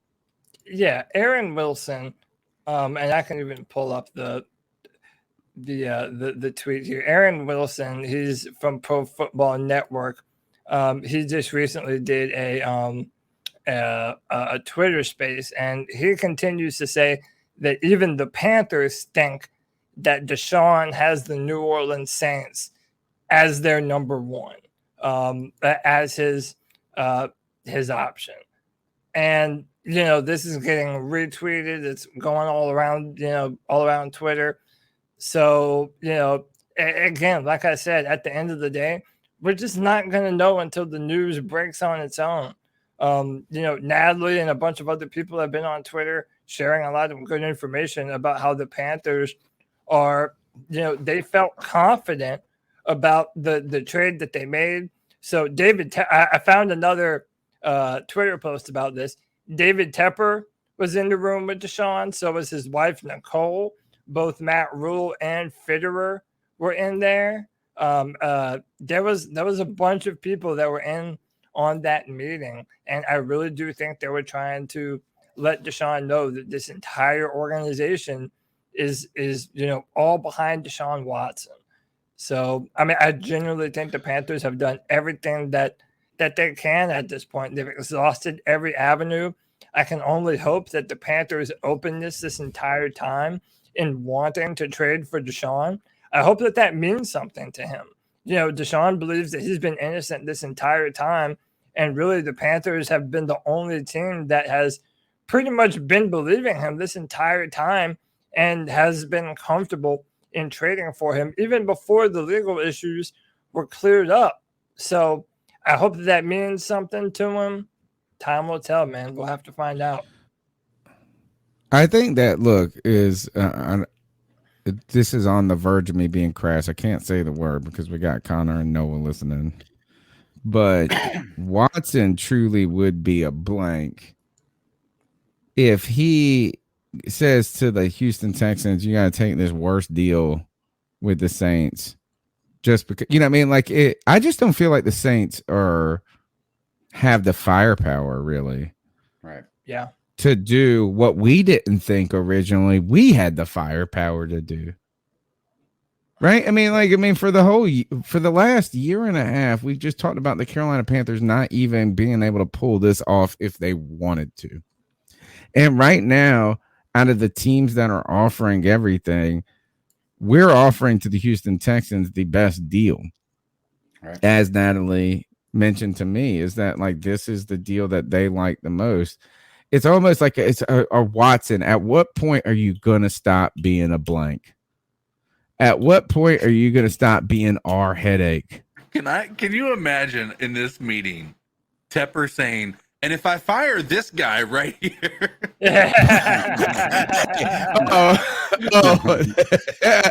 actually, that's a good point. Is like, imagine that meeting with Matt Rule in it, and you're like, "Well, we'll even give you carte blanche on the next coach." To be fair, I don't necessarily think that's what they were saying. I kind of think what they're all telling to Deshaun is that going forward, when it comes you're time, our guy. You're our guy. And no, not even that though. Like when it comes time to free agency, and when it comes time to bringing in people, that you're going to have a say so in how the Panthers continue to go forward. And by the way, all the big time quarterbacks, that absurd. That's what Aaron Rodgers is for. Yeah, that was my exact point. That's what Aaron Rodgers has been asking for what, 4 years now? That's what Tom Brady gets. This is what all these other big-time quarterbacks, when you're a part of that organization as their franchise quarterback, your opinion matters more. And that's why we're in this whole scenario to begin with, man. Coming across. Don't you think going to the Browns, do you think the Browns would be a more all right, why out of all the destinations, look, people are going to tell us that the Carolina Panthers are not the uncertainty. They're not good. All these different things. The Saints we think are a tick up, but then you bring into the question is outside of Alvin Kamara, like where is their offense? And how long is that defense going to work? Is that offensive line going to be I almost feel like the Browns are the best team out of the bunch. And you can't. But then you think about this: the Ravens and Lamar Jackson, Burrow and the Bengals. Yeah, no more Landry, no more Beckham over there too. They just traded for Amari Cooper. Oh, good from point. The Cowboys. Well, that's a good one. Yeah, they do have Nick Chubb. They do have Kareem Hunt. Although I don't know if Kareem Hunt. I heard that he was on the trade block or a potential trade block. So I do agree though. Like on paper right now, I would say the Browns are probably the best roster. I mean, if Baker Mayfield was the type of franchise quarterback that they thought he was going to be, people were saying that was a Super Bowl roster. So, and then by the way, from Joey Betts 5 on Twitter, he's also saying that he's heard that the Saints have reached out about potentially trading for Baker Mayfield. So maybe the Saints don't quite feel as confident as everyone's making them out to be. Mm-hmm. Again, man, all this stuff is hearsay. We truly won't know until tomorrow. Cross your fingers that you see my face going live tomorrow, doing a live stream, talking about Deshaun Watson being traded to the Carolina Panthers, man. I hope all of our faces are beaming about that, and then trying to wrestle with the question of our ethics. Next call. Hey, 3 more from Charleston. This one included. Cody, what I say? What I say on the Friday free for all? What I say last week? We don't need to draft a running back in the 4th round. We can get one for cheap in free agency. Yeah. Well, there you go, Kevin. I'm so fucking happy. We're not going to. I'm happy for you. So fucking happy. Peace. He's right. Yeah. We paid him $2 million, man. That's like cheaper than the draft pick. Well, we always do these mock drafts, and I'll pick a running back in the late rounds, and he's like, "No, that's still too early for a running back." So you got your wish. We don't need to spend another draft pick on a running back.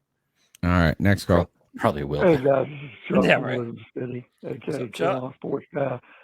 I just heard the call you guys had from the gentleman in Colorado, and I'm not gonna knock someone if they have ethical standards or if there's reasons why they won't support a team or players and they won't watch anymore. But it's just like the Pledge of Allegiance and the whole thing. People took a knee or quit watching. But let me tell you how far my Panther fandom goes.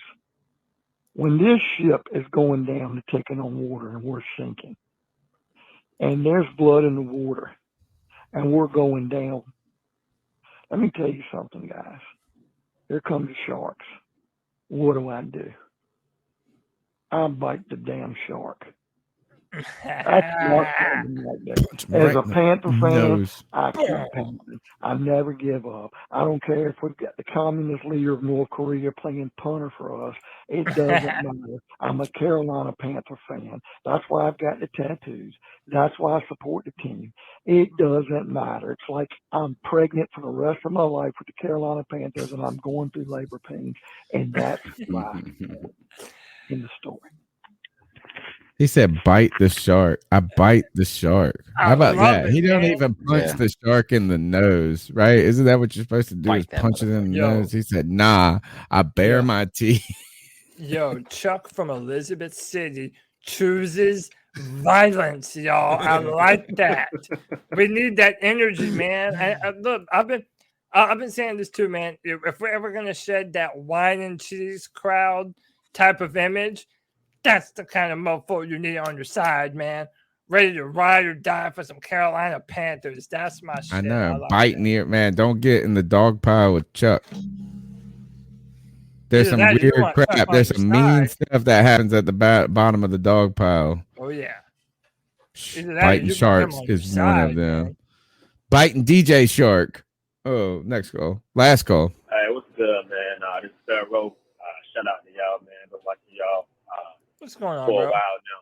I just want to say this, man, to the ones that don't like the idea of Watson coming because of his legal issues.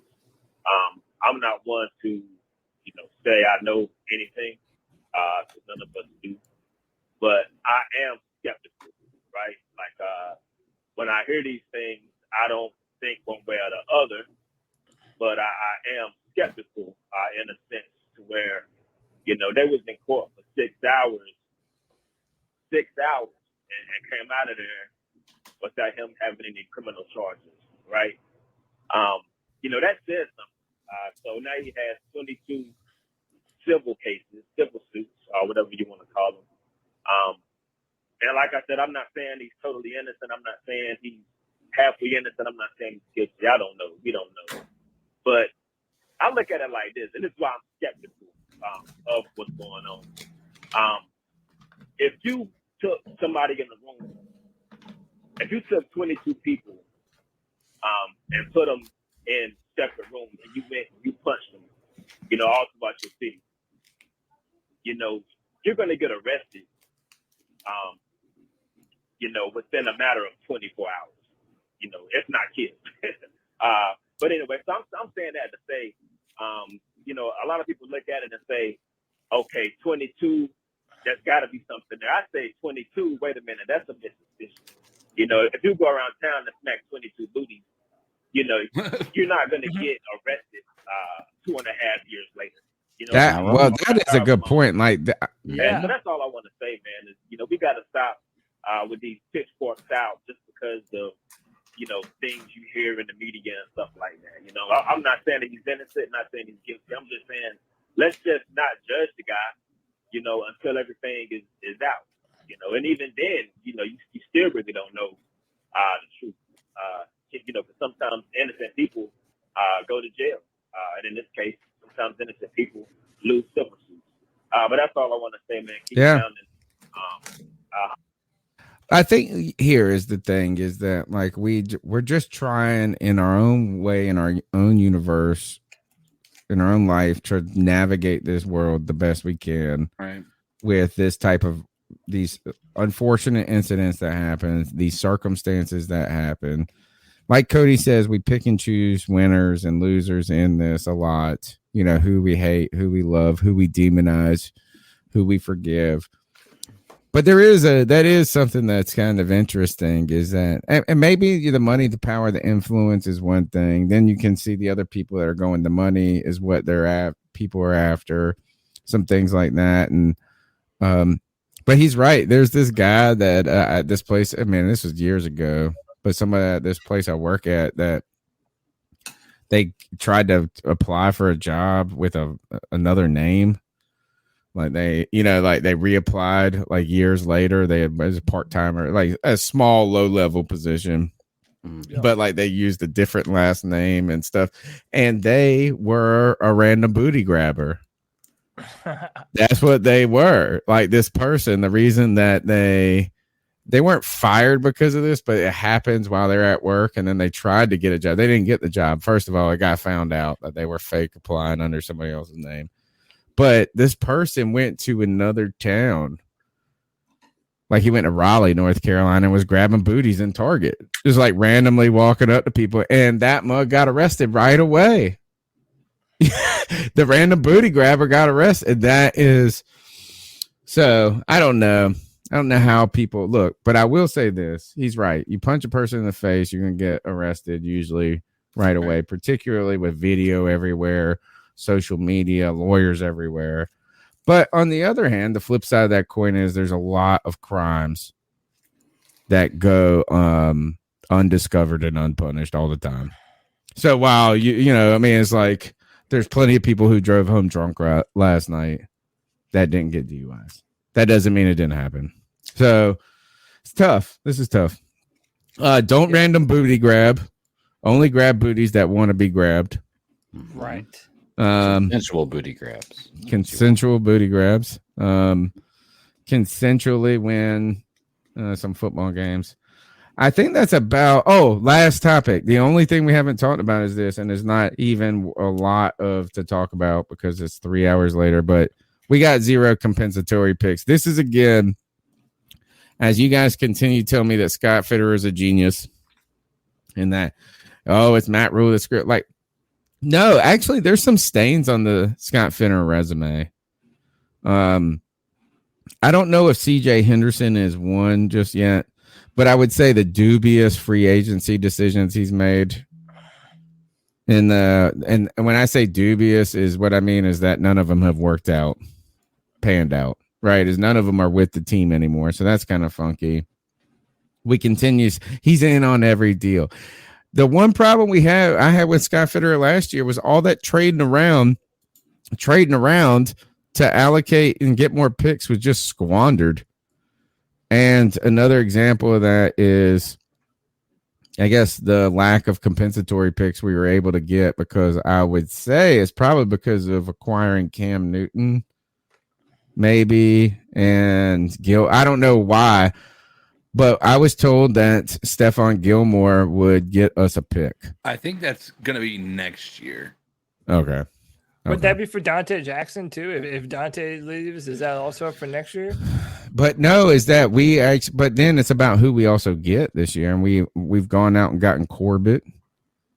Yeah, it's about I don't know how that equation works. It's a bizarre one.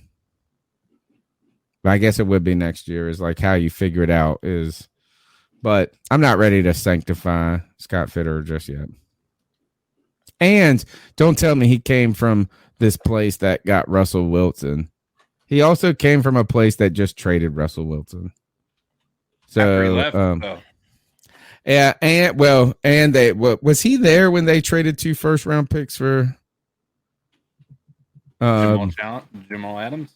Yeah. Was Russell Wilson there? Yeah. Was Fitterer there? No. Oh yeah, I think so. Yeah.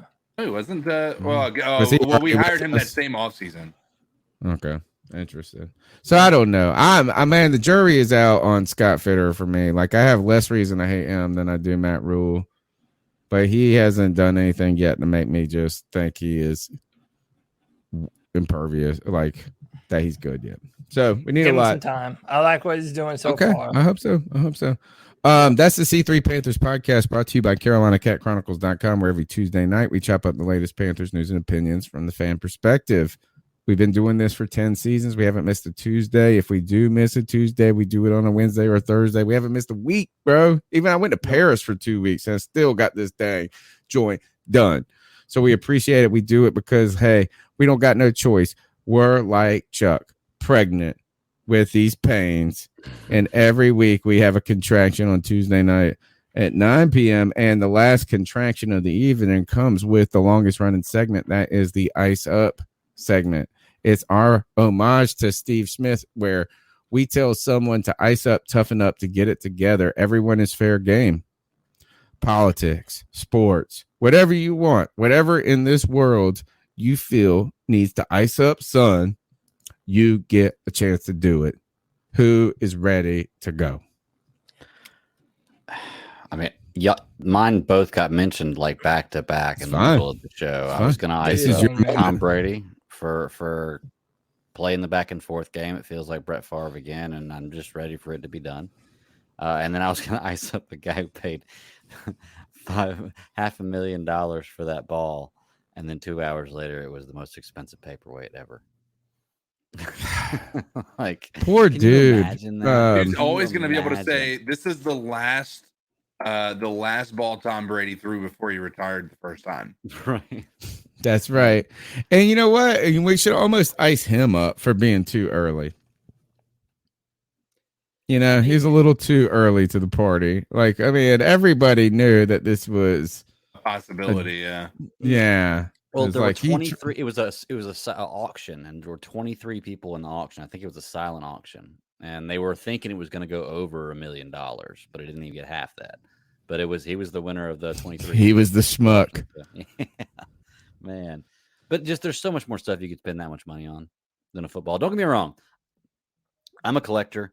I buy cards. Like, I'm sitting here looking at this Cam Newton rookie autograph card. I've paid over $100 for particular cards before, but we're talking about $500,000.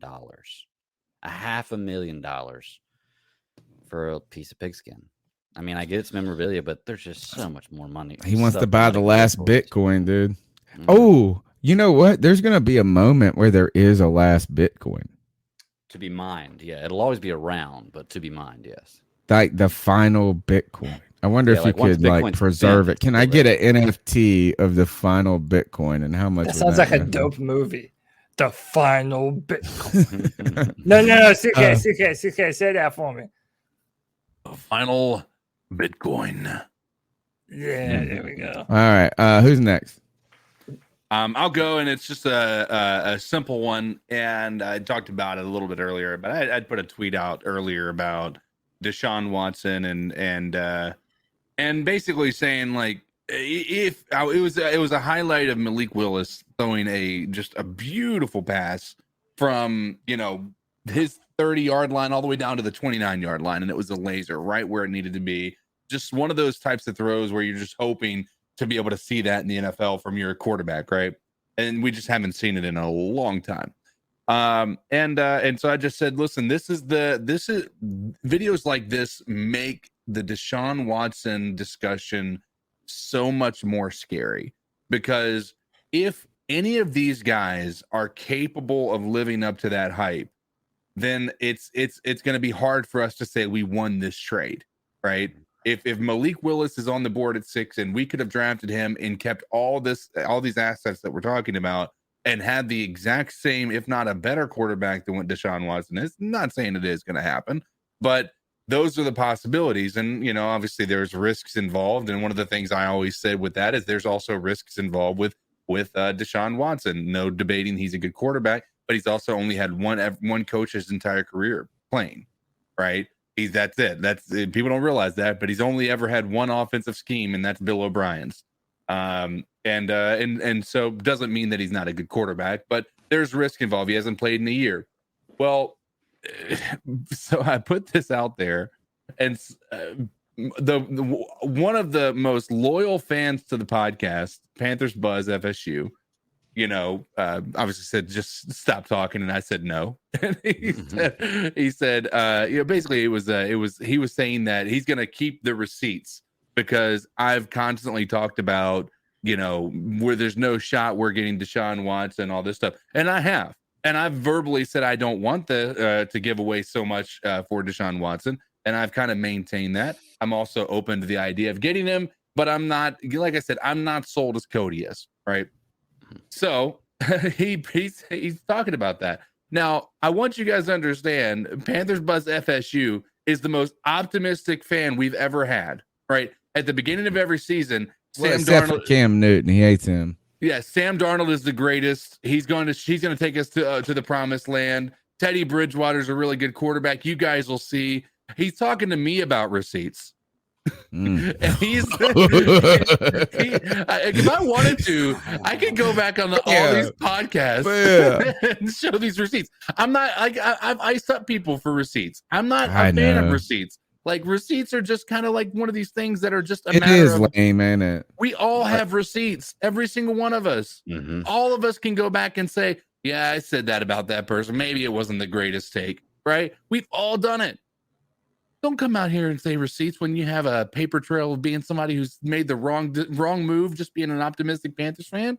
Come on. And this is for you, Panthers Buzz FSU. Ice up, son. Deshaun Watson got some receipts for some massages. Right? Cody, you want me to go? Or you? I'm ready. No, I mean, listen, I don't have a heavy hitter tonight. Why were you expecting? Come on, me to? no, yeah, you always got. I'm just saying to all the people who are clearly just making shit up for likes and clicks just to get people to talk about them. Like, you're just a troll, man, and it's annoying, and it's like all you're doing is muddying the waters. Oh, and you know what? Hey, how about this? I ice up all the trolls that come in our chat room putting crazy racist shit and all kinds of dumb stuff like that, man. Like, we're just chilling. What you trying to bring the vibe? Oh, what about this on the Friday free for all where my man came up there and he couldn't get his audio to work and you were so nervous? You're like, yeah, man, not. and like, you better not. Because like he's a fan and he's been trying to come on. And I'm always so worried that it's going to be some dude trying to show their junk or something. Yeah, so which like, has happened in the Green Man, that Green Man joint that time. Oh my gosh. With the pastor, whatever, father, whatever. Oh my gosh. All right. My ice up pick goes to this. Let me just share this.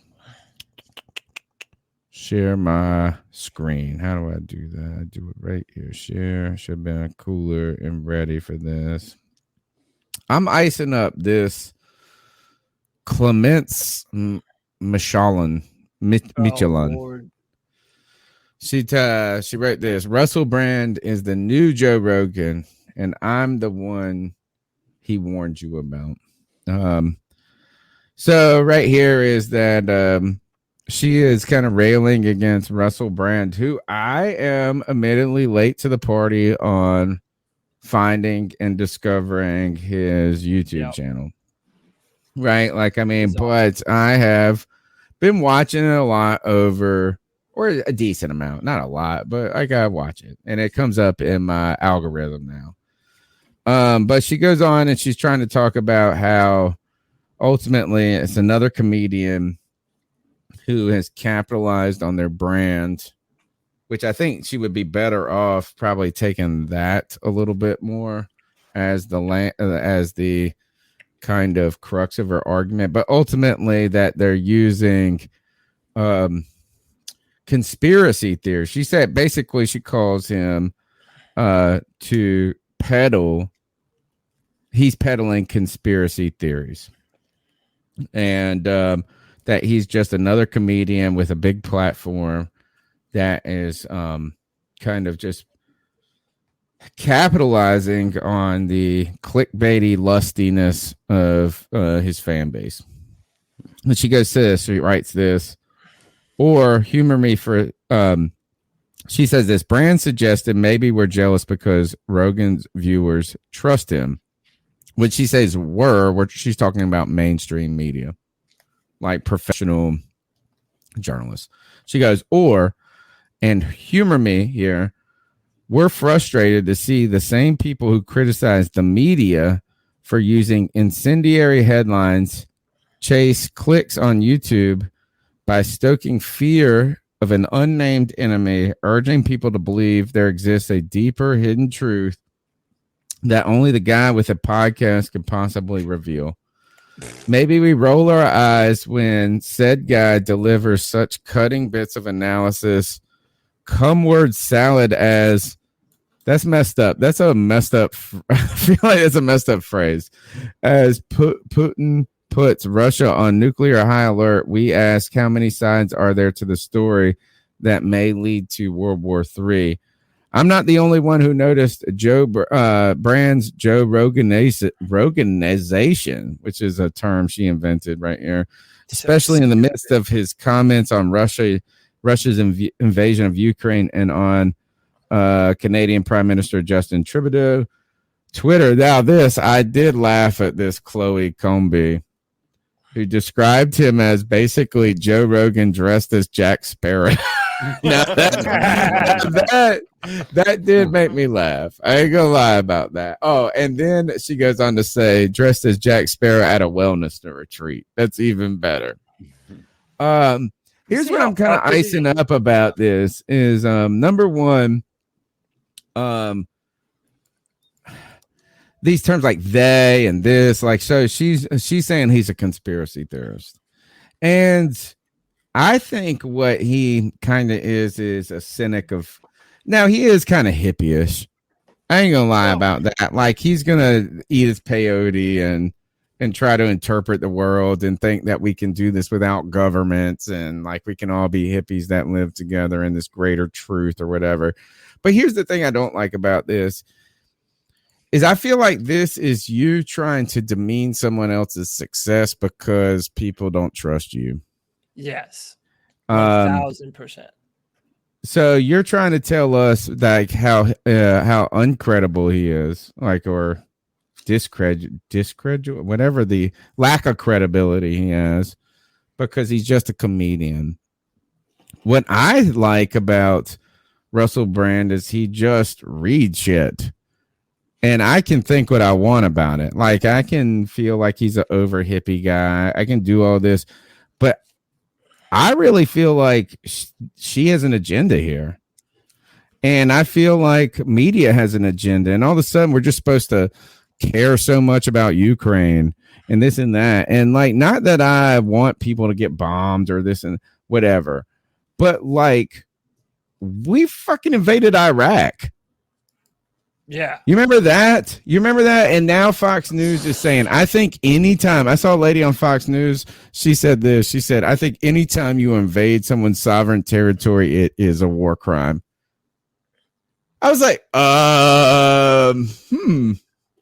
And except for when we do it. And so I don't know if I don't think Russell Brand is so smart. I don't think this, I just like this, is I just feel like it's kind of a grassroots regular person discussion. And if he can't have that discussion just because he has a lot of followers, I give her that, is like he does have influence. Rogan has influence. But like, are you going to criticize just someone who reads the news? Be like, oh, this is the liberal elitist attitude that people don't like. And this is why people gravitate to like people like Trump and this and these, like, or whatever. Yes. Is because you dismiss us all as morons.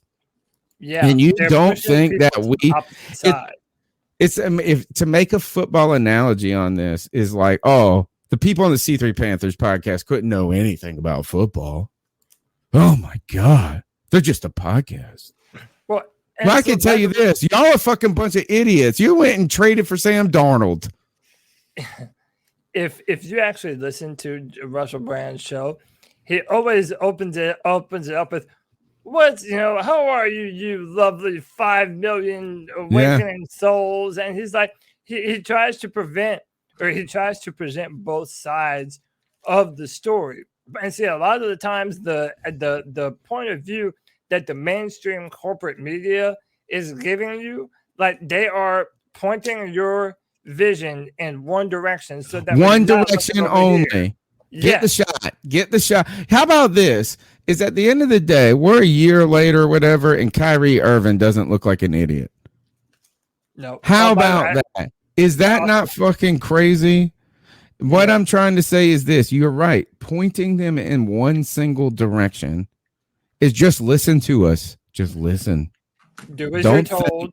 Believe what we tell you to believe. We're the trusted resources. Don't listen to these crazy people. So the only reason I don't like Joe Rogan is because of them M-bombs he uses. Yeah. Like, I'm sorry. Like, that's the reason I don't like him. I don't like him because he interviewed weird people. You know, like that's like, so Russell Brand, the reason I don't like you is because you got that weird. That's it. Other than that, I like you, Russell Brand, and you crazy dude. And on top of that, lady, shut up. YouTube, you have to use the algorithm. You have to use the algorithm. You have to make your titles like that. You have to, like, that's just the way it is. And don't tell me you don't do it on CNN as well, or the Independent, or whatever website she wears. Yeah, it's the Independent. Maybe that's why you're dying. I feel like they're real journalists, and that everyone who does something different is just like an attempt at what they're doing. I don't even dislike journalists. Like, I don't even think that there's this crazy thing. I just think, like, this is what you're upset with Russell Brand. Out of all the fucking shit in the world, that's what you're upset with. So shut up. The hill you're dying on, as Cody would say. All right, so all right, that's the C3 Panthers podcast. 3 hours, 24 minutes in, 118 people still watching. We had a great show tonight, a lot to talk about, and I tell you this: the excitement, the anger, all of that is only going to intensify in the next 24 to 48 hours. Oh yeah. So welcome back. We'll do some beat checks. We'll do Cody and I. Well, all of us. We're going to be pounding out. What is going on in the Super Civil Servants podcast, Greg? We are actually taking a break this Friday, but normally every Friday live 9 p.m. Eastern Standard Time, we talk about television shows, movies, all that good stuff. But I actually have a con to go to with my daughter this weekend, so we're going to be taking a break this Friday. Nice. All right. What are you watching right now? I'm watching Picard. It's a pretty good show. And then, oddly enough, something this night wouldn't even talk about on my show. Have y'all ever seen Letterkenny? Mm-mm. It's an insanely stupid show, but I can't stop watching it. It's one of those shows. I don't get it. Like, it is one of the. It's basically off of based around a rural Canadian community. That's Canadian. Canadian TV shows are beautiful, aren't they?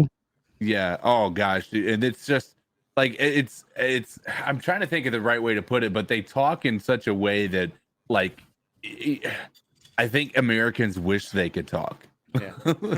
So. It's filmed really well too, because like that there's no, you can pick up at any time in this. The sitcom, it apparently went on for 10 seasons, and I looked up on IMDb. It's an 8.8. It was going to be one of my guilty pleasure shows because I thought this is. So and what's it called? One more time. What's the name of it? Letterkenny.